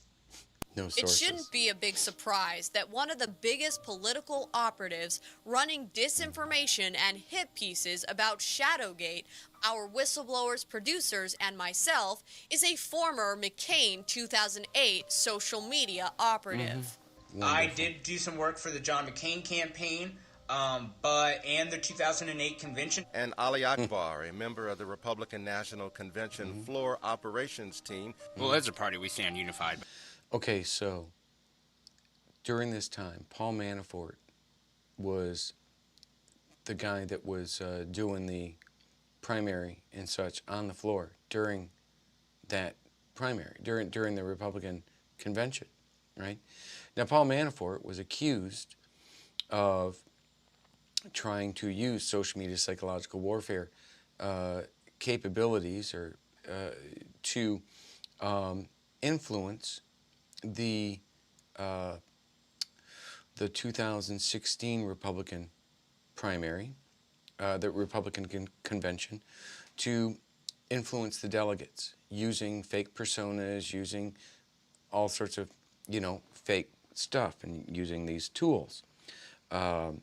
It was even listed in the Mueller indictment, right? So if they've done it in 2016, if he was found guilty of doing that in 2016, although President Trump actually rejected that. So President Trump rejected it. But I'm pretty sure John McCain didn't reject it in 2008 when Paul Manafort was pulling the same crap. Behind John McCain. Your film alleges that Roger Stone is connected to Cambridge Analytica. I've pointed out He can't be that that's not true, and it can't be true. And that I have primary knowledge of that. ShadowGate revealed that Cambridge Analytica was a honeypot trap for President Trump to create the false appearance his campaign used Russian military-grade social media tactics to win the 2016 election, using misattribution technology to create the false appearance. It was so blatant because it was piloted at the same time that the RNC and the DNC were hacked. It was all formulated correctly. I have said to you, it's all coming out, and the question is how. I didn't conspire to leak Hillary's emails, and I have nothing to do with Russia. So, yes. The fact is, it looks like I did both. Does it look like you did both? If I wasn't me, I would say yes, that's what it looks like. They were supposed to sway him because they were supposed to give up the goods. That chick left Obama's campaign to go work for Ted Cruz. At the same time, the Tea Party was being launched, which launched Ted Cruz's political career. I'm not saying that the Tea Party was a bad thing. No, it wasn't. I'm not saying the Tea Party was an IA operation. No, it wasn't. No more than Q. Well, Q probably is an IA operation, but it's like a white hat thing. It's a good thing. Or even just started by genuinely good people. I have no idea, but okay, maybe Q's a bad example for Tea Party, because Tea Party is absolutely, in my mind, grassroots, right? But all it takes is for someone like myself to exploit good-meaning people in the Tea Party for my personal political benefit, right? And there's a lot of people out there, a lot of Pat Bergies. It's a horrible analogy I'm making there. I wish there were more Pat Bergies that actually realized what they were, when they realized what they were doing, they turned around and did the right thing, which is what I did. But there's a lot of these people out there, my friends. And what this chick was doing right here, I think it needs to be looked into. I do think we need to go back to these things. And I think we need to hold all of these people, Republican, Uniparty, Republican, Democrat, Independent, I don't care. Hold them all accountable. Match the Russia hack. Why would they be running an IA operation that would be helping Trump win? Because then we just make it look like Russia was running the Cambridge Analytica program too. And it admits to it right here. I am headed to Washington, D.C. for my testimony for She's an another asset, investigation. in my opinion. I definitely didn't think that while we're sitting there counting votes that some of those votes were made by people who had seen fake news stories. Somebody, Muncie Wolverine says, is Ted Cruz dirty? Well, you tell me. This chick left Obama after successfully, after his successful win.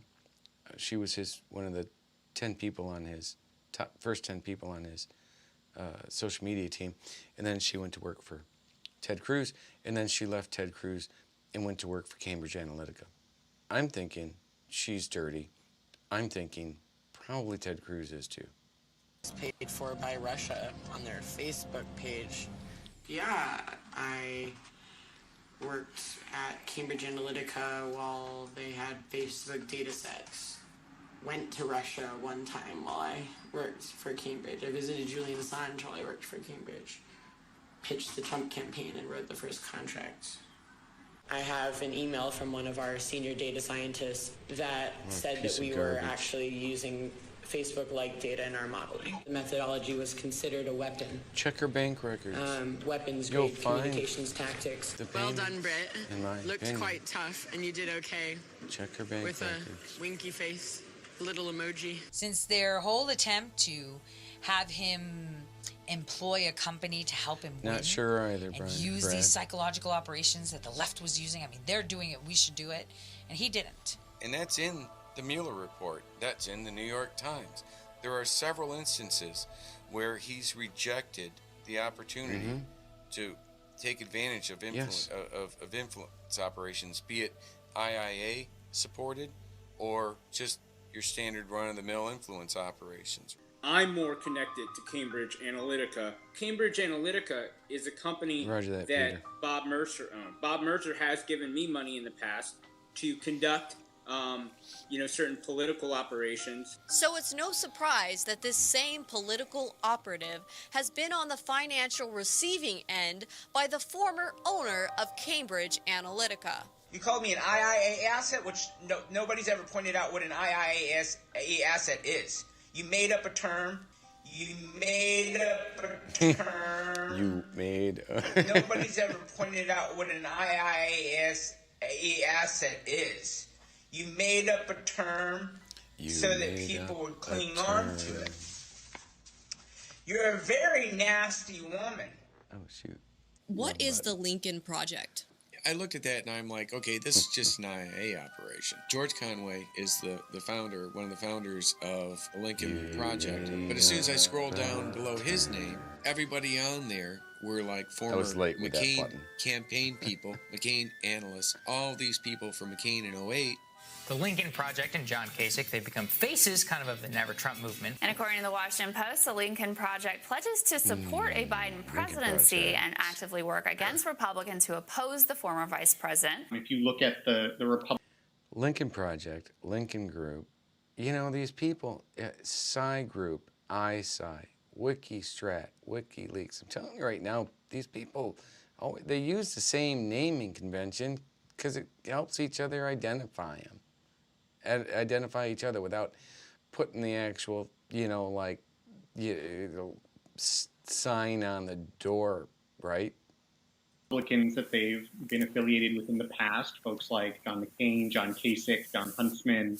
You have these connections to John McCain's campaign. When I say campaign, like the 2008 campaign. You have John Huntsman, who was from 2014 to 2017, 2018, the chairman of the board of Atlantic Council. He actually endorsed the McCain campaign back in 2008. General Jones, my boss, and owner of Dynology, they were providing the IT support for John McCain's campaign. So you have all of these people tied.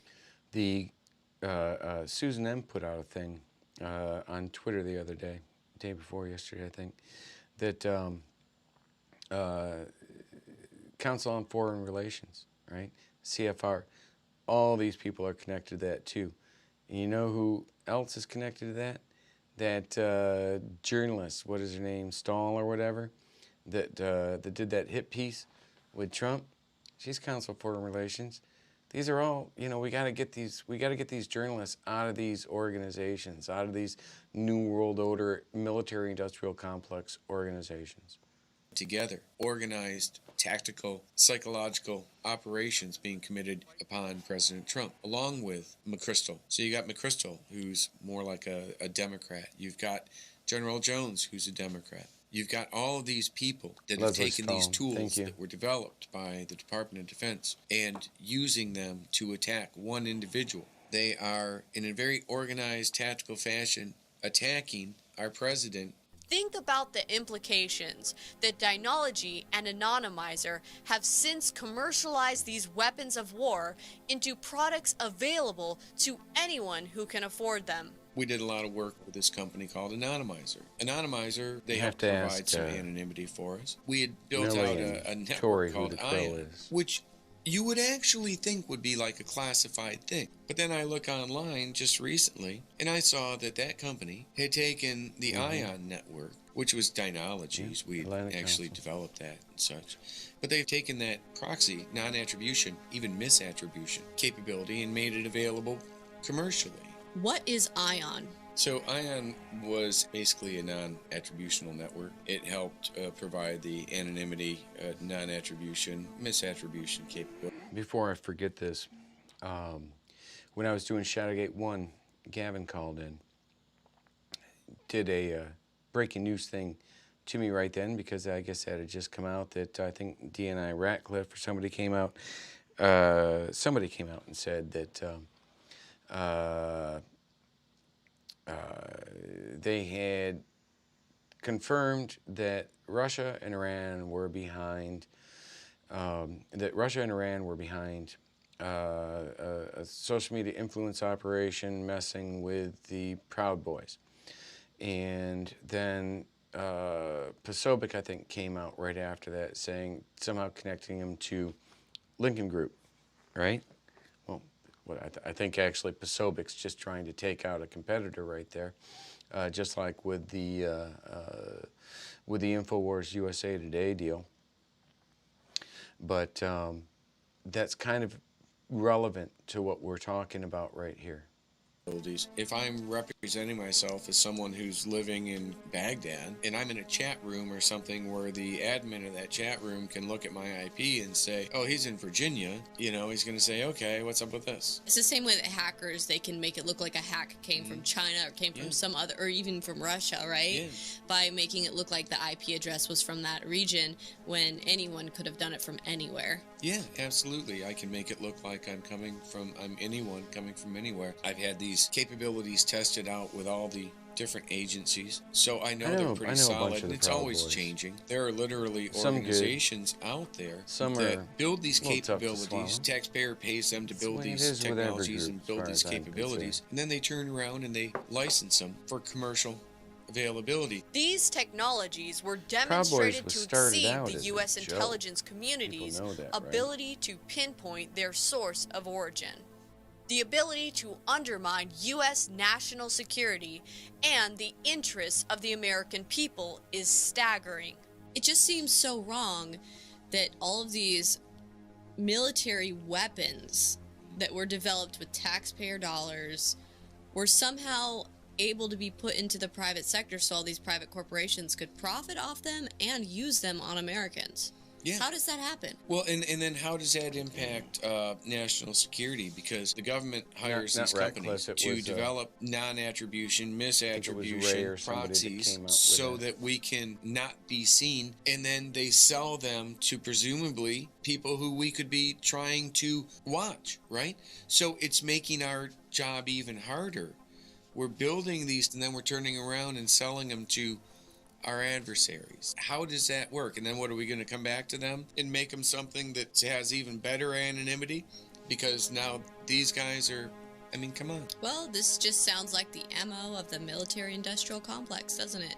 How did anyone from the 17 intelligence agencies determine that Russia hacked or interfered with the election through social media influences, when these non-attribution and misattribution technologies could make it appear Russian just as easy, since Russia has similar capabilities and wouldn't be so stupid as to leave attribution, election meddling, pointing directly at themselves. Just like with a tangible, real-life murder or crime scene, there are hallmarks and tracers that go along with digital attacks.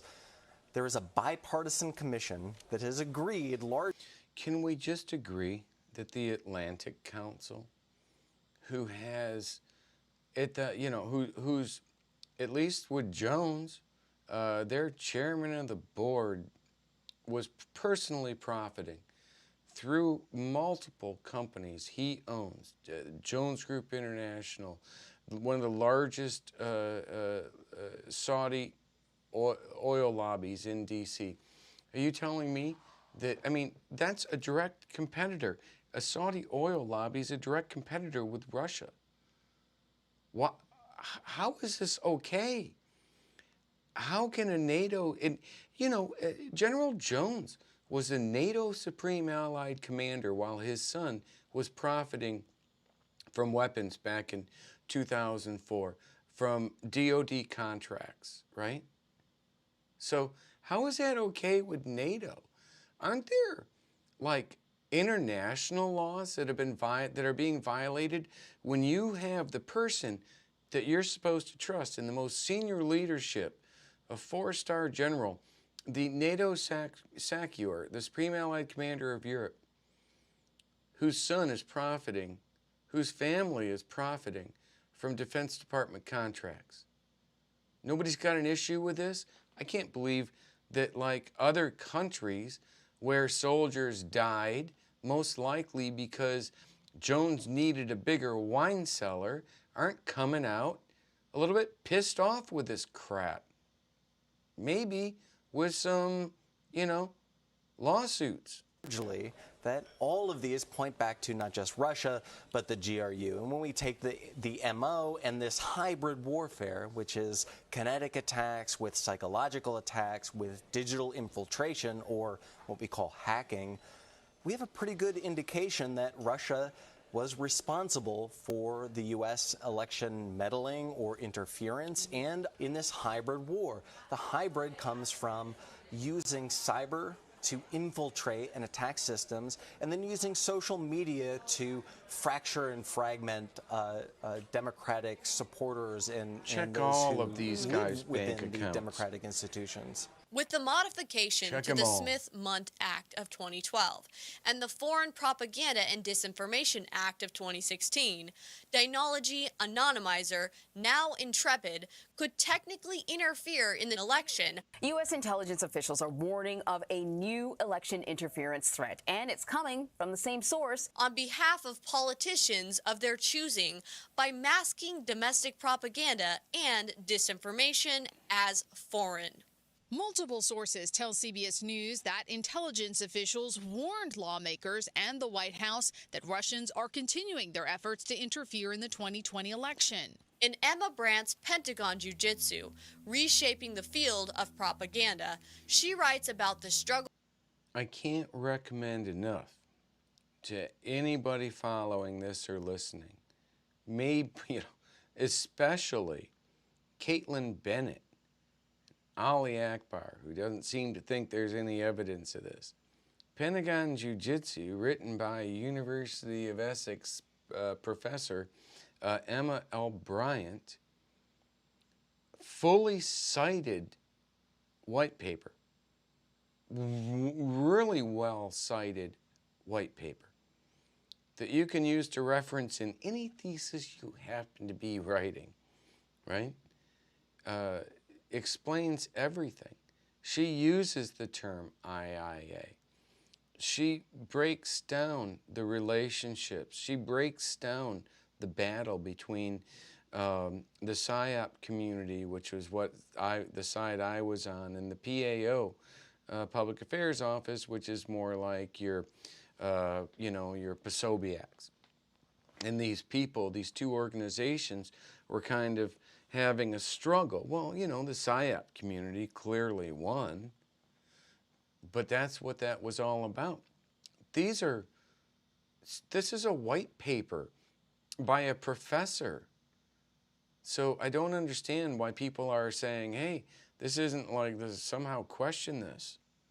It should be read. You should read this. It's an easy read. I think really the most I found really like page 10 through 12 and then 20 through 29, very, very, very, I was blown away with the accuracy of it. Between 2005 and 2009, when 44 planners sought minutes to left. I alter gotta foreign stop and domestic pausing this stuff audience so much. targeting norms. Let's talk about Pentagon Jiu-Jitsu. What is the academic significance of that paper? The moment I read it, I was like, wow, this person knows exactly what's going on. So we started to see, you know, them doing these big data projects for the military and so on. And it started to change the kind of target audience analysis, how those groups were being profiled by the military, then was being taken out and deployed in elections. These firms are working in multiple domains. You have commercial data use, you have military data use, and you have political data use in the all on the same servers times, people. same company, and we have no The same regulation over what servers is in the happening same in the company. United States. They knew all the acronyms. They actually knew what IIA was. Oh my God, somebody actually referenced the military nomenclature for everything everybody's been talking about the last 5 years. I found it interesting that she was trying to show people that there was a war that was going on between the PSYOP community and the public affairs, the PAO. Policies were brought in to coordinate and overcome discordance in foreign domestic messaging by psychological operations and information operations personnel. Rhythms that would allow us to deconflict and coordinate and ensure that we weren't committing information fratricide. Practices became ultimately coordinated to ensure messages would not contradict and to maintain strategic control of messages for different audiences. Legislation was amended in 2012 to allow public diplomacy propaganda previously restricted domestically to be disseminated within the United States. Covert PSYOP messages were increasingly entering the domestic media. Protection of independent journalism and oversight of private contractors wielding algorithmic warfare have never been more important. Notice Bryant makes a clear distinction between independent journalism and private contractors wielding algorithmic warfare. Amid concern over fake news, as myriad actors grapple to dominate amid complex informational threats, audiences lose autonomy in their legitimate claim over this space as vulnerabilities are exploited. Whether domestic or foreign, when seen as information terrain or operational battle space, people are not sufficiently considered as also actors holding equity in the information environment of their own minds. Let me repeat. People are not sufficiently considered as holding equity in the information environment of their own mind. People, we're being left out of this conversation. This conversation started back in at least 2007 when I was there. Say for a fact, right? This conversation that involves, okay, so if you start influencing journalists over there or influencing content over there that's available online, you obviously can't control who's going to have access to it. Obviously, an American could be influenced by that. Oh, these people. It just destroys the integrity of the Second Amendment. You know, that's what they're playing with here, people. That was the argument that Emma Bryant was trying to make. That was the fight. That was the argument that the PAO was trying to make. Because of so many, think about it, so many of these people leave the PAO and go to work as journalists in our mainstream media, and we're supposed to believe that all of a sudden they can't be bought now? Freaking kidding me. Let's call the PAO journalists. Because if you're an American and you're a journalist and you're working for the PAO and you then leave there and go to work for someone else, like let's say USA Today later on, and you were paid to write articles for the PAO in the military, or let's say you're in the Navy, let's say you work for a public affairs office in the Navy, and let's say you're paid to do a certain narrative or put a certain story out, and then you leave that job. Can you be trusted, having been paid to disseminate a narrative before by the Defense Department, to be sitting in that chair telling people what they're supposed to be trusted to believe? So when the PAO pays someone overseas to disseminate a narrative and that person comes back and goes to work, what we're defending is the people's right to know. As a journalist in the U.S., how do you know? Their trust has been destroyed. That was the argument Emma was trying to make in that. That was the argument that the PAO, the Public Affairs Office, that was the debate they were having with the PSYOP. If you are damaging the credibility of our establishment, then you are endangering First Amendment protections. You're endangering the freedom of the press. You're damaging the Constitution. If we continue to accept or even participate in the use of military-grade psyops by mainstream media, social media influencers, and bloggers alike in order to control the narrative and counter-narrative, we risk not only losing a free, healthy, and independent press, but we risk losing our minds. Do you have any people being paid by the CIA who are contributing to a major circulation American journal? We do have people who submit pieces to American journals. Do you have any people paid by the CIA who are working for television networks? This, I think, gets into the kind of getting into the details, Mr. Chairman, that I'd like to get into in executive session.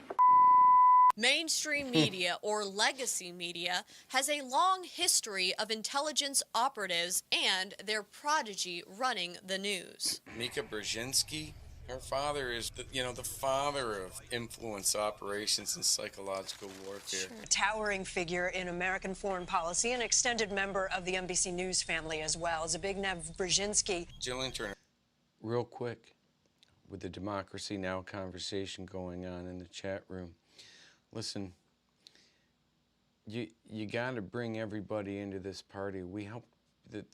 What brought the Sunni and Shia together to fight with us and against AQI was we provided them a common enemy. Common enemy is the military-industrial complex. China has a military-industrial complex. Russia has a military-industrial complex. Iran, believe it or not, all these countries have their own military-industrial complex that are basically, the same. They're all tied in globally with the New World Order. You don't know or understand. We can't even fathom how deep this goes, people. And this isn't crap I'm making up here for tweets and clicks. I hate this crap. I hate even being on here. This is stuff that is changing our lives, getting our sons and daughters killed, taking us to wars, affecting our gas prices, making us wear these frickin' masks. It's everything. It's everywhere. And it's people like this right here that are behind it. Our Fox News host was also vice president of Jones Group International, doing an interview with her old boss and my old boss. Chris Wallace's father, Mike Wallace, was a Navy communications officer. I'm Mike Wallace. My name is Mike Wallace. I'm Mike Wallace. I'm Mike Wallace. You've said that you could do a better job at negotiating an arms control agreement with the Soviets than some of these professionals who've been trying to do it for years. I didn't say me, Mike. I said somebody has to do it. If it were me, that'd be fine. I could do it. Somebody has to help this country, and if they don't, the country and the world are in big trouble. Anderson Cooper interned with the CIA. Hey, Anderson, we had a great interview last time. I was wondering if you get a chance to look into Operation Mockingbird? You know what that is. You're talking about something, from the 1950s, dude? 1970s, official declassified program, how the CIA infiltrated the mainstream media from the higher up. It's declassified. I read about it in college, yes, I do. Thanks. They are playing The a View game is on a you, classic folks. example of IIA. In my opinion, if he's getting money, or his boss is getting money and then influencing him, although he's going to be at the very top, it's pretty clear. That's treason, man. That's sedition. I don't care if he's dressed nice and wears a nice suit and his parents are rich as crap. These people are playing games with something that the Americans have fought and died for, and if you find that even remotely acceptable, you make me sick to my stomach. Having so-called Republican never-Trumpers on a liberal-based program, like Meghan McCain, the daughter of John McCain, whose 2008 campaign is connected to nearly everyone involved in the coup against President Trump. Meghan McCain's husband. Absolutely no introduction. Joe Biden himself is here. You may remember when you were a little kid, your dad took care of my bull. And Abby Huntsman, the daughter of John Huntsman Jr., who was instrumental in the Countering Foreign Propaganda and Disinformation Act of 2016. Please welcome live from Russia, Abby's dad and serious? U.S. ambassador to Russia, John Huntsman. There they are. However, McCain-Feingold, all that did was open up doors so McCain could bring people in like 3 EDC and Manafort to steal and pillage. There's some irony for you. Influence operations are strong within alternative media as well. How many IIA assets are you aware of are in social media as influencers? Just doing the math on what I knew for a fact in ways that I cannot always, in ways that I can't extrapolate any further on. But if I expanded that out logically to different countries, you're talking like in the thousands. In a report I did titled Exclusive Deep Inside a Leftist Troll Farm, it has now become apparent that I was reporting on an IIA operation.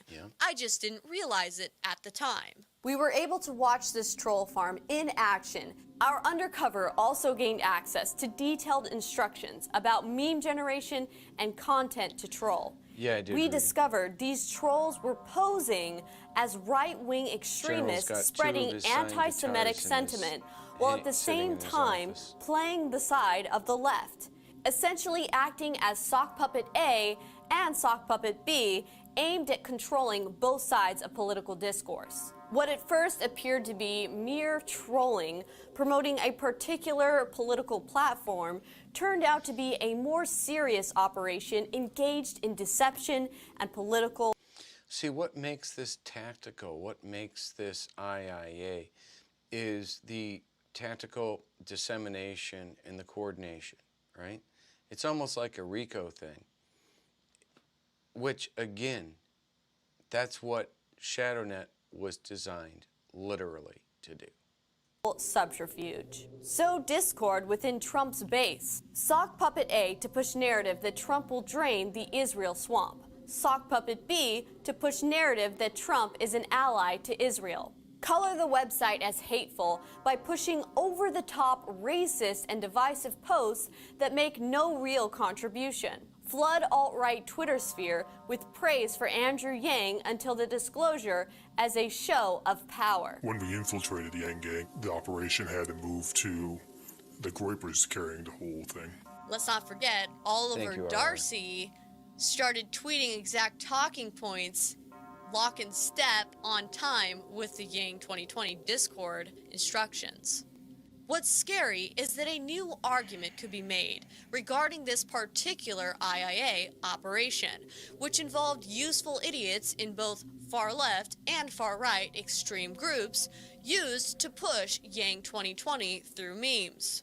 What's the difference between a knowing asset and an unknowing asset? You're going to want to have the least amount of people that know what's going on, the better. And in fact, if you're running, if it's a government operation and it's classified, you're not going to be able to tell someone because it was classified.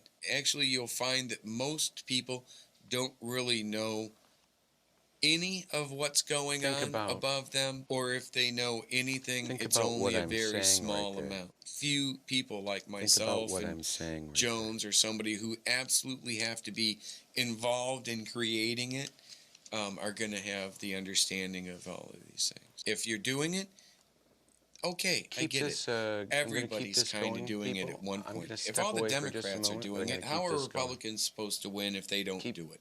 So at this point, you got everybody. Who cares who started it, right? Everybody's doing it. But it's getting really bad because they've lost all empathy. They've lost all understanding of humanity. They're starting riots in the streets. They're journalists running in and getting themselves arrested. They're actually becoming the news, to create the news, to generate more clicks. Useful idiots pushing fake news stories generated from, let's say, Chan boards or fake news websites or bogus blogs could serve as the case in point for government regulation of free speech and journalism. This could destroy the First Amendment through a synthetic fake news problem, giving the government a new tool for targeting political dissent. In other words, weaponizing censorship. Sound familiar? Do you think it's pointless to out all the IIA assets? It's like a game of whack-a-mole. You take one out, just be replaced by another. They're a dime a dozen. So you need to take them out. You need to take the funding source out. Let's not forget who's working with Facebook to target fake news in the name of preserving the integrity of elections. General Jones was tapped as the chairman of the board of Atlantic Council to replace John Huntsman.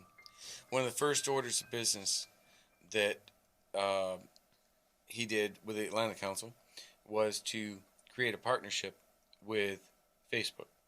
Facebook partners with General Jones at the Atlantic Council to restore election integrity worldwide, right? So the best out of 7 billion people on the planet, Mark Zuckerberg picks the owner of the ShadowNet? How did anyone ever determine that the Russians hacked the DNC server? Oh yeah, we're supposed to believe that the Russians left breadcrumbs out there so that the 17 intelligence agencies could determine it. 17 intelligence agencies, civilian and military, who have all concluded that these espionage attacks, these cyber attacks, come from the highest levels of the Kremlin, and they are designed to influence our election. This turned out to be false, and the mainstream media had to issue retractions and fire people, remember? As you know, the IC was a coordinated product from 3 agencies, CIA, NSA, and the FBI, not all 17 components of the intelligence community. We're going to speak to Chris Slow, the Chief Technology Officer at Reddit. And then we're going to go to Renee DiResta at the Stanford Internet Observatory. We'll talk on the phone with John at the Oxford Internet Institute, and then Jeremy Blackburn at the iDrama Lab. It's a group of scientists and academics that use math and science to try to detect this stuff. Okay, so this guy went into depth to find out. Is there some type of large-scale, coordinated, inauthentic activity on Reddit? Is that a thing? Yes, absolutely. Jeremy and the iDrama Lab team were able to create a report with fascinating implications. This yellow line is what we're interested in because it's Russian troll activity on Reddit. Troll activity seems to slow down for a while, and then when the moment is right, in this case right before the 2016 election, a percentage of these accounts surge into action and try to influence society. However, if you actually read the academic paper, Who Let the Trolls Out, it says, although the exact methodology used to determine that these accounts were state-sponsored trolls is unknown, based on the most recent Department of Justice indictment. Wait a minute, but then how does this paper go on to make any claims about who was running these troll farms? The dataset appears to have been constructed in a manner that we can assume essentially no false positives, while we cannot make any postulations about false negatives. Say what? In other words, because non-attribution and misattribution technology, these trolls could have been coming out of Virginia, where Dynology is, where Clear Force is, and where the 91st Cyber Brigade of the National Guard deployed the ShadowNet last year. Furthermore, if you look at who has funded this academic paper, it says this project has received funding from the European Union's Horizon 2020 Research and Innovation, which is the European Union 2020 flagship initiative aimed at securing Europe's global competitiveness. I wonder which presidential candidate in 2016 was pro-EU. That's why we are discussing possible negotiations with the European Union. In any case, we need to work with US, we need to engage probably under the new administration, because we know that Trump administration is unfortunately supporting this unilateral action. However, if we consider the very likely that. scenario that these trolls are IIA and that the contractors like Leone, like Dynology, like McChrystal are operating, then this data becomes very intriguing. For one, we can see there are some meaningful peaks in account creation. Between July 3rd through 17th of 2016, which was right before the start of the RNC, which was July 18th through the 21st, where Donald Trump was named the Republican nominee for president, which was also when Manafort took over the Trump campaign, which we know was the entry point for Trump's campaign to almost get snagged by the Cambridge Analytica honeypot scheme. Part of the plot to create the illusion that Trump was elected not by the American people, but through Russian interference and election meddling. If we look at the troll farm activity during the Charlottesville riots, we see that 190 accounts were created between July. If you didn't have a chance to see it, go to Millennial Millie's YouTube site and check out her Charlottesville red pill moment. It all ties in, my friends. That's how I understand she ended up finding me through Tori, I believe. She's like, oh my God, I can't believe this happened. And Tori's like, yeah, you can as soon as you talk to this guy, Bergie, so. 2017 and August 2017 during the run-up to the infamous Unite the Right rally in Charlottesville. Taken together, this might be evidence of coordinated activities aimed at manipulating users' opinions on Twitter with respect to special events. I was there at Charlottesville, observing what at the time I called a deep state operation, which I now recognize as an IIA operation. It's important to know why I went to Charlottesville. I noticed some irregularities surrounding the original Unite the Right event page. I noticed a lot of troll accounts on there, from both extreme right and extreme left accounts, pushing different narratives. I saw the media pushing a bizarre narrative. Everything was working up for some big crescendo, and I just knew that I had to be there to figure out what was really happening. It has been hijacked by these media outlets, by the Antifa, and now the alt-right agitators. I'm an internet troll. That's all we're here to trigger them. I want George fucking Soros to send me my check. I'm an outside agitator. This guy, I recognize him. He was at the RNC. He's a organizer for Occupy. The rally's organizer, Jason Kessler, he says he attended Occupy Wall Street event. I'm kind of a free agent. You know, I kind of bounce around. I got a few... These people are exploiting our democratic republic. They're exploiting our election process for their own personal gain, and I believe it's treasonous. Friends from every group. I'm kind of on my own. I don't know. I just want to be able to, I don't want to have these loyalties to one group, you know, so I can do whatever I want to do. Democrats or Republicans, it doesn't matter. You know, as long as the check clears with these people, they will work together. Just wanted to say one quick thing on Charlottesville. I said that this looks like the deep state was involved in it because it looked like it was a huge...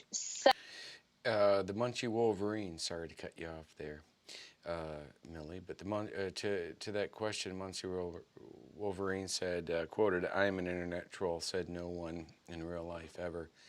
But actually, you know, they don't care anymore, right?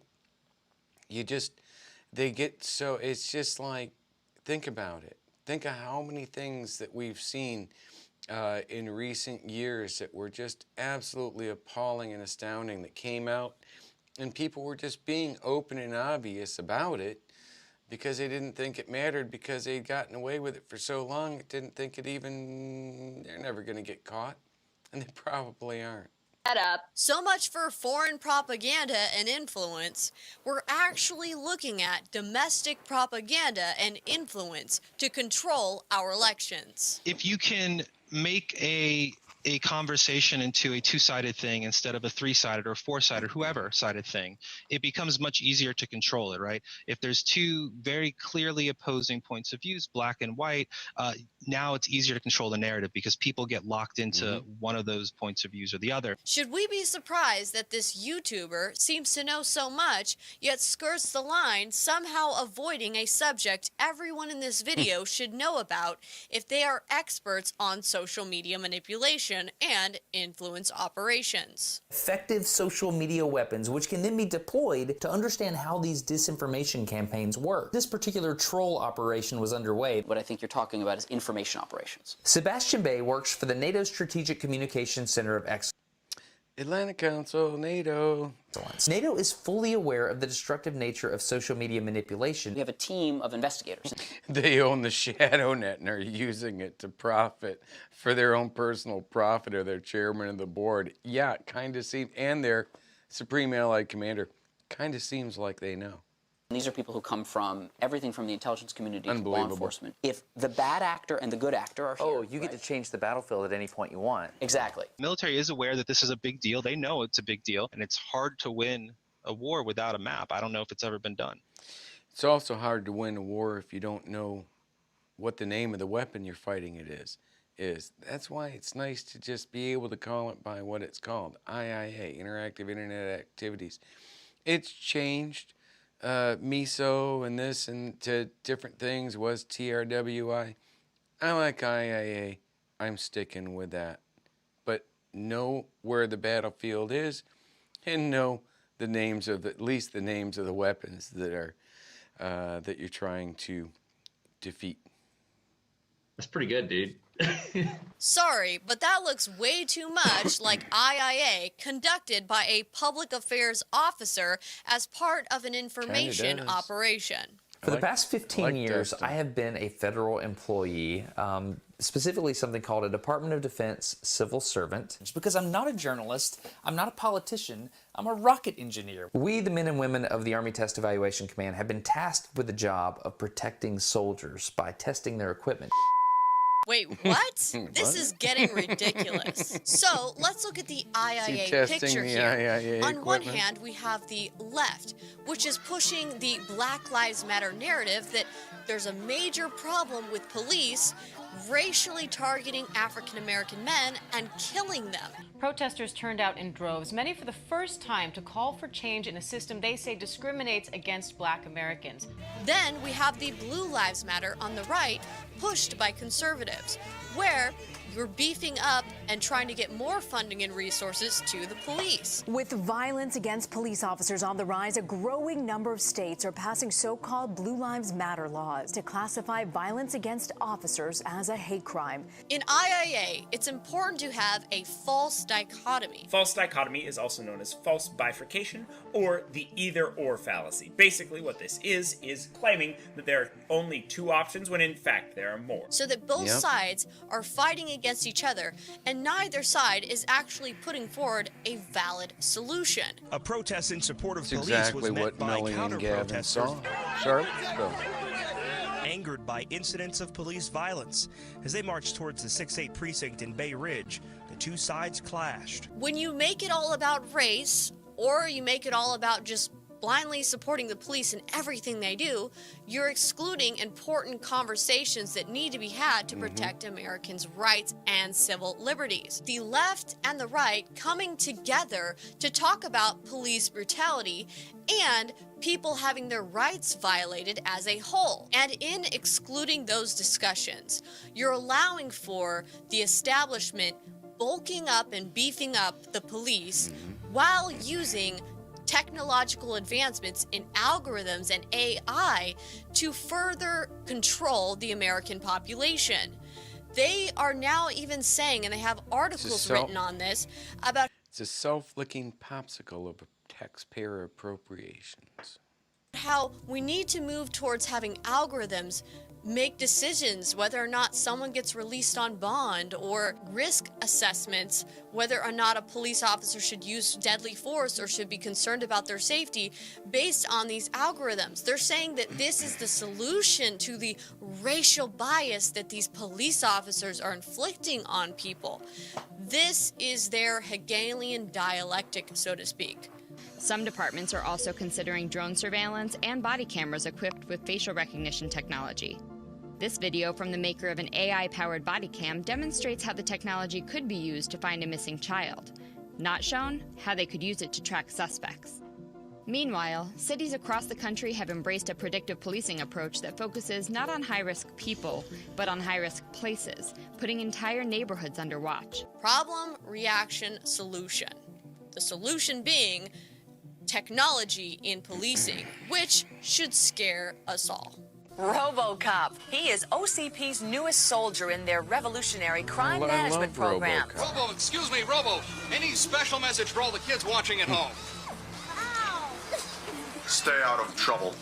What is NISPOM and how does it relate to ClearForce? NISPOM is kind of like the OSHA of companies with clearances, right?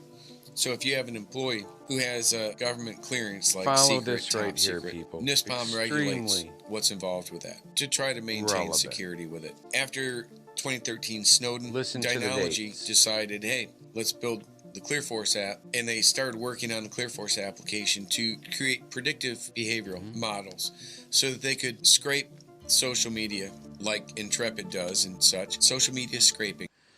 Look what Kevin and Millie and I are put together here for you. Literally, we're showing you the companies that we partnered with that do the internet scraping and the ION in a way that's completely non-attributional. Everything is put together, and you are literally given and shown the documents to it.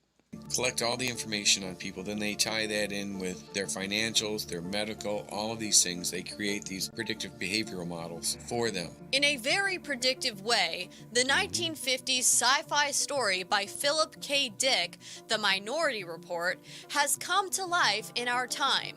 Police departments have already been using it.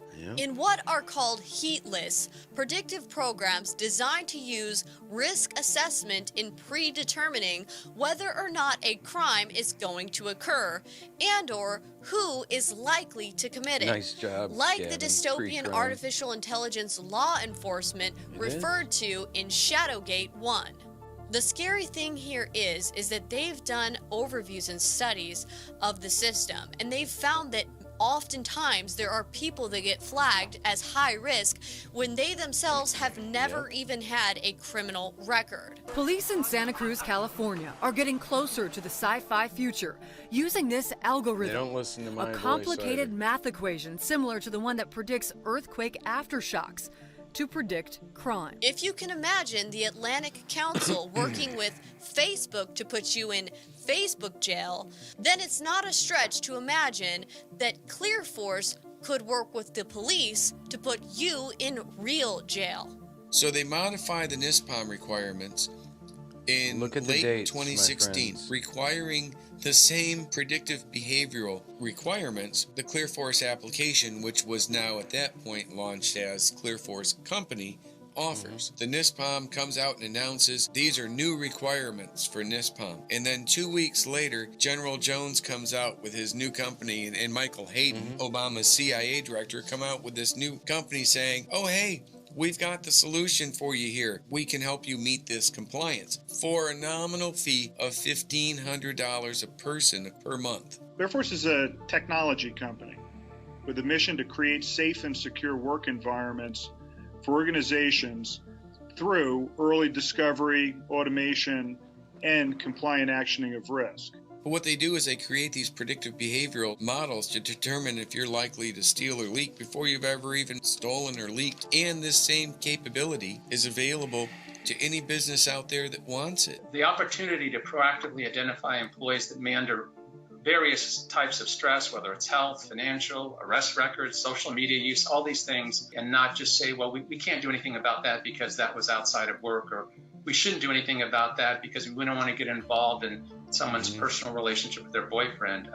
Wouldn't want to let I think let that's that get in the way. probably not a wise move. So if they can... You following what that gentleman just said? He's talking about, well, you know, people could find it upsetting that their employers are monitoring their social activity, their financial activity, and everything, and their criminal activity, you know, like speeding tickets and stuff, and even their travel when they leave the office. How's that okay with any American? That from the time you leave your, you know, when I leave work, that's my time, my life. If you don't trust me being there in that position, why the hell did you ever hire me? And if you think creating these predictive nonsense applications, they're not nonsense applications, but I don't want people manipulating me. I don't want people using these things to determine whether I get a job or lose a job. Use predictive program risk assessments against individuals, would they be brazen enough to use it against a sitting president? With the new NISPOM requirements in place, conveniently with ClearForce determining who should and shouldn't get a clearance or government contract, with the Smith-Mundt Act modifications along with the Foreign Propaganda Act in place, allowing for domestic propaganda masked through misattribution as foreign propaganda, one thing was needed to take out a sitting president. Oversight to make sure nobody was watching. September 30th, 2016. Obama knows that within 30 days, if the NSA can't fix the overcollection problem by either dumping data or justifying having it, the FISA court will order the IG of the NSA to investigate. So what does Obama do? He writes an executive order that makes the IG of the NSA a presidential appointment rather than an appointment by the director of the NSA. November 30th, 2016, Obama nominates Robert Storch, who was working as deputy IG of the DOJ under Horowitz at the same time. I'm Rob Storch, and I'm honored to serve as the Inspector General at the National Security Agency. During the transition period from the Obama administration into the Trump administration. These last few changes during the 2016 election are what facilitated the leaks of classified information, including the contents of telephone calls between heads of state, and laid out the path for the impeachment of President Donald Trump. Let's talk about Spirit of America. Why does their website literally look like a yearbook of all of the Never-Trumpers? And how can I see, I get a lot of this stuff like law enforcement's never going to put together. You got these memorandums of understanding that in these subprime relationships that get lost, that lose stuff very easily. But how is it that we can, how is it we're okay with that? We'll continue. This is going to end up going too long here, but it's just, I don't understand. The people that have been plotting the coup against President Trump. It does. General Stanley McChrystal is the Spirit of America. I mean, Spirit of America is a veterans-based nonprofit running ads, running commercials and such in Iraq. Are there a lot of veteran expats moving to Iraq right now? There's so many veteran expats. So they're using these in Iraq. organizations. If you're a Great place legitimate to veterans nonprofit work, operating overseas, now visit, you're but going to I be looked at wouldn't advise potentially living as there. a spy organization or something. If we take a closer look at Spirit of America, besides being a who's who of those who would benefit from overthrowing the president through an elaborate coup d'etat, Look at these we people. can see that Tory Mahoney. Hey, keep in mind, like, remember some of these names you see right here? I think Millie's gonna have something to say about these people now that she's been exonerated and can actually talk again. I'm just saying, I'm throwing out there might be some Easter eggs right here, folks. A different Tory is the special assistant to the CEO who plans, manages, and executes the CEO's schedule and provides research and planning support to special projects and strategic initiatives. In addition to her political fundraising experience, Tory was a field director for Senator Not our Portman's Tory. record-breaking 2016 election campaign. Wow, what a coincidence. Portman just so happens to be the senator for my district. What's this? She also happens to be the scheduler for the House of Representatives during the same period Dynology had the government contract for the Congressional Knowledge Management System. These official documents suggest the Look at the dates on Congressional that, Knowledge people. Management System, It's in your outsourced to a face. private contractor, is hosted, managed, and stored in servers in Germany. This is very disturbing. She is literally connected Prague, to too. everyone I likely pissed off in ShadowGate 1 and in a position to... But I'm not gonna go there. Notice both the Rhino Republicans and Deep State Democrats are still pushing the Russia meddling in our Russia, election Russia. narrative. Who benefits from this? NATO and those who profited from staging a civil war in Ukraine. President Trump turned his attention to the leadership at the Pentagon. Charisma's He tide. says many top military leaders don't support him because he wants to get the U.S. out of wars while they want to keep waging war, mainly to satisfy defense contractors. Biden shipped away our jobs, threw open our borders, and sent our youth to fight in these crazy, endless wars. And it's one of the reasons the military, I'm not saying the military is in love with me, the soldiers are. Trump The gets it. top people in the Trump Pentagon gets it. probably aren't because they want to do nothing but fight war. When you hear, I hope you guys can, the enemies of the press, the enemies of the people thing I'm doing next with Vice, the stuff he says here, he gets it, he knows. And it'll explain a lot, I think. So that all of those wonderful companies that make the bombs and make the planes and make everything else stay happy. I didn't vote for any of these people pushing their idea of America overseas, right? I voted for President Trump, and if he says, okay, this is the message we want out, then I'm okay with that. But that's not what's happening here. What's happening here is you have these people that hate President Trump because they're trying to make money Unsanctioned operation. from the Department of Defense, and he's like trying to cut their access to the money. He wants to pay to put it more into our troops and such. You have this war between them. They're constantly attacking them. Yeah. They've got Biden lined up for 2020 to be able to get their little game going again. Maybe Biden's campaign ads should just say, sponsored by the military-industrial complex. Beautiful, right? I mean, because that's who they want, right? That's their guy. Yeah. I'm Joe Biden, and I approve this message. You believe that Vice President Joe Biden would be a more effective commander-in-chief over the next 4 years? Joe, I do. I think that he would surround himself with an effective team of good people. Now with Cindy McCain, widow of Senator John McCain. Last name. Peter Clement in the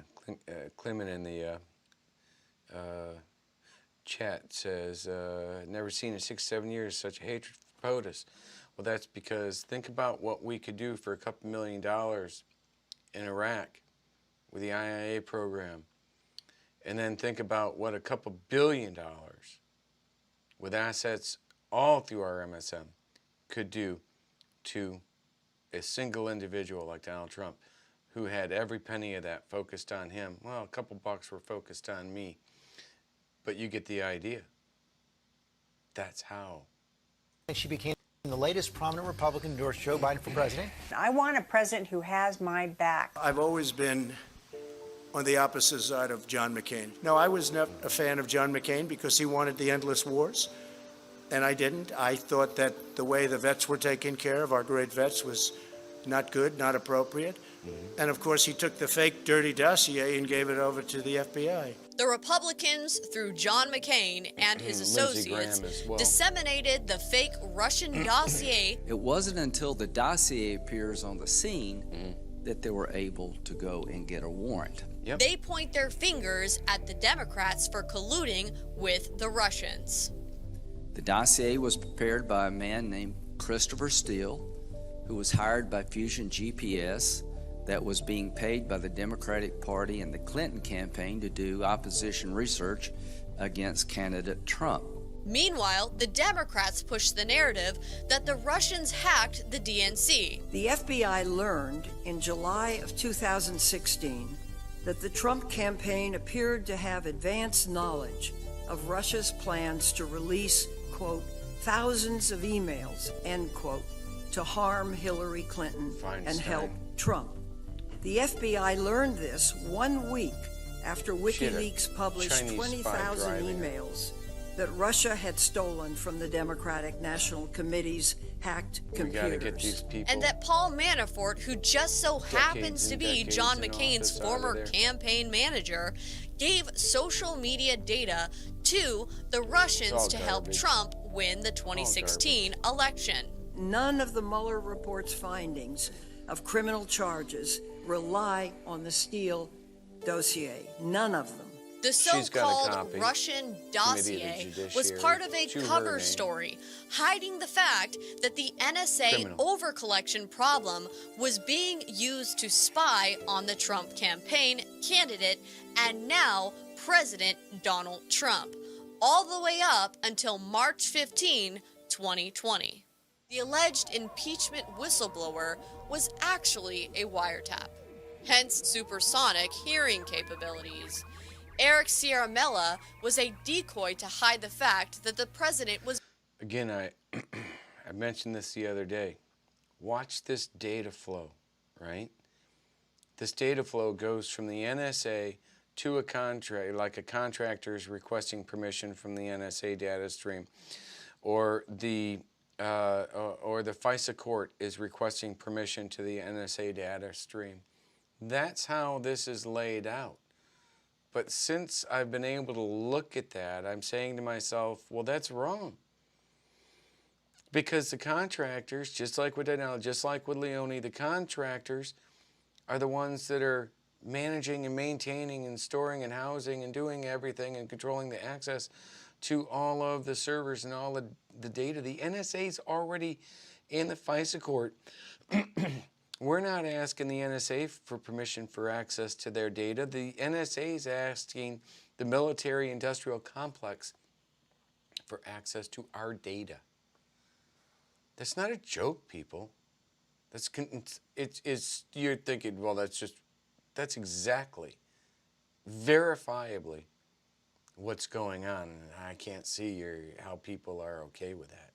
Being wiretapped through a 702 data overcollection problem connected to the Sunset Clause. 7 minutes collection left. problem that the NSA Inspector General Robert Storch oversaw. None of this was ever supposed to be found out, but Trump won. Now with an administration in a position to piece this whole thing together. Which is why President Trump allowed the Sunset Clause of the Patriot Act, which legalized and enabled the FISA 702 collection of everyone's data, to expire on March 15th, 2020. but not before he declared a state of emergency on March 13th, 2020, where his people had access for 72 hours to all the data, including the communications of those who were plotting a coup against him. Oops. The military-industrial complex, which has been running both Republican and Democrat Party campaigns, used hacks as cover for removing and replacing memorandums of understanding, backdoor deals, blackmail, election meddling software, emails, etc., from the RNC and DNC servers. I didn't delete any This all came to a head in 2016 when an unexpected mirroring of the DNC server created a situation where domestic meddling in elections could be found out. So non-attribution and misattribution had to be used to make it look like the Russians not only hacked the DNC and RNC servers, but leaked that information to WikiLeaks and the Trump campaign to falsely claim Trump was colluding with the Russians to win the 2016 election. But when the Trump campaign turned down the honeypot trap offer from Cambridge Analytica for social media influence operations, which was a setup to make it look like the social media data used by Cambridge Analytica came from the Russians, the shadow government's plot to create a scenario for impeachment of President Trump failed. So when President Trump spoke with the newly elected president of Ukraine, all hell broke loose. The Atlantic Council, Spirit of America, Joe Biden, the Inspector General of the NSA, people at the State Department, USAID, Jones Group International, a handful of retired generals, and their affiliated companies were in serious trouble. So the second attempt to impeach the president was kicked off. But it failed too. Though culpable, the FBI is low-hanging fruit, and James Comey is a fall guy. If we continue down this cover story narrative, then no one will ever be held accountable. We are here again today as part of the chairman's examination of Crossfire Hurricane, the FBI's Russia investigation. Crossfire Hurricane? More like Hurricane Electric, being one of the server networks in Germany, inside the European Union, used for this elaborate scheme. What Millie had shown in her documentary with Patrick and Tori was really a first-class body of evidence that the President of the United States should assign a special team of prosecutors, a special inspector general to investigate and prosecute, because this really is the weak point where the whole house of cards of the deep state and Brennan and Obama and Holder and all of these people could come tumbling down over. You know, the only person we haven't brought up yet in this ShadowGate series is General Flynn. We have so many capabilities within the coalition, particularly our human intelligence collection. I think is actually it's one of the pieces, the components that helps us out quite a bit. Well, if you're going to talk about General Flynn, we have to talk about Khashoggi. So I reached out to Craig Timberg with Washington Post to do the story about the analogy that about a year later was when Jamal Khashoggi was murdered at the Turkish embassy. I believed he was an IAA asset. To talk about people, look at this. Remember my interview on InfoWars? When I ended it and I say, listen, I need to get a classified briefing with the president about the murder of Khashoggi. In my opinion, he's an IAA asset. For me to explain why I believe that's the case, I require a classified briefing. above top secret. You have to be read on. Now, President Trump, as a classification authority, could resolve that. Hopefully he will, because there's a lot at stake here. There's a lot at play. Khashoggi, we also have to talk about Pakistani intelligence, the Awan brothers, Covington Law Firm. In 2016, I got a job at Covington & Burling, in-house security. Our duties were to protect materials, computers, all that stuff. Eric Holder, high-value intelligence. Everywhere. I've been a part of the deliberations which have established this high-value interrogation unit as part of the decisions to close Guantanamo. Brennan, CIA, Black Ops, all of that falls under that category. So how do we fix it? With the awakening. This is a wonderful opportunity for other military veterans, other intelligence officials who were contractors, and also who work in the agencies to come forth and join the ranks of fellow whistleblowers and fellow American patriots. Turns out Shadowgate is going to be a trilogy. This isn't a game, people, but these people are treating this like a game. It's Rusty says Khashoggi was tracked down with Israeli NSO software. Khashoggi was all about a $500 billion arms deal that went south as soon as President Trump won. It was also about paying off a debt to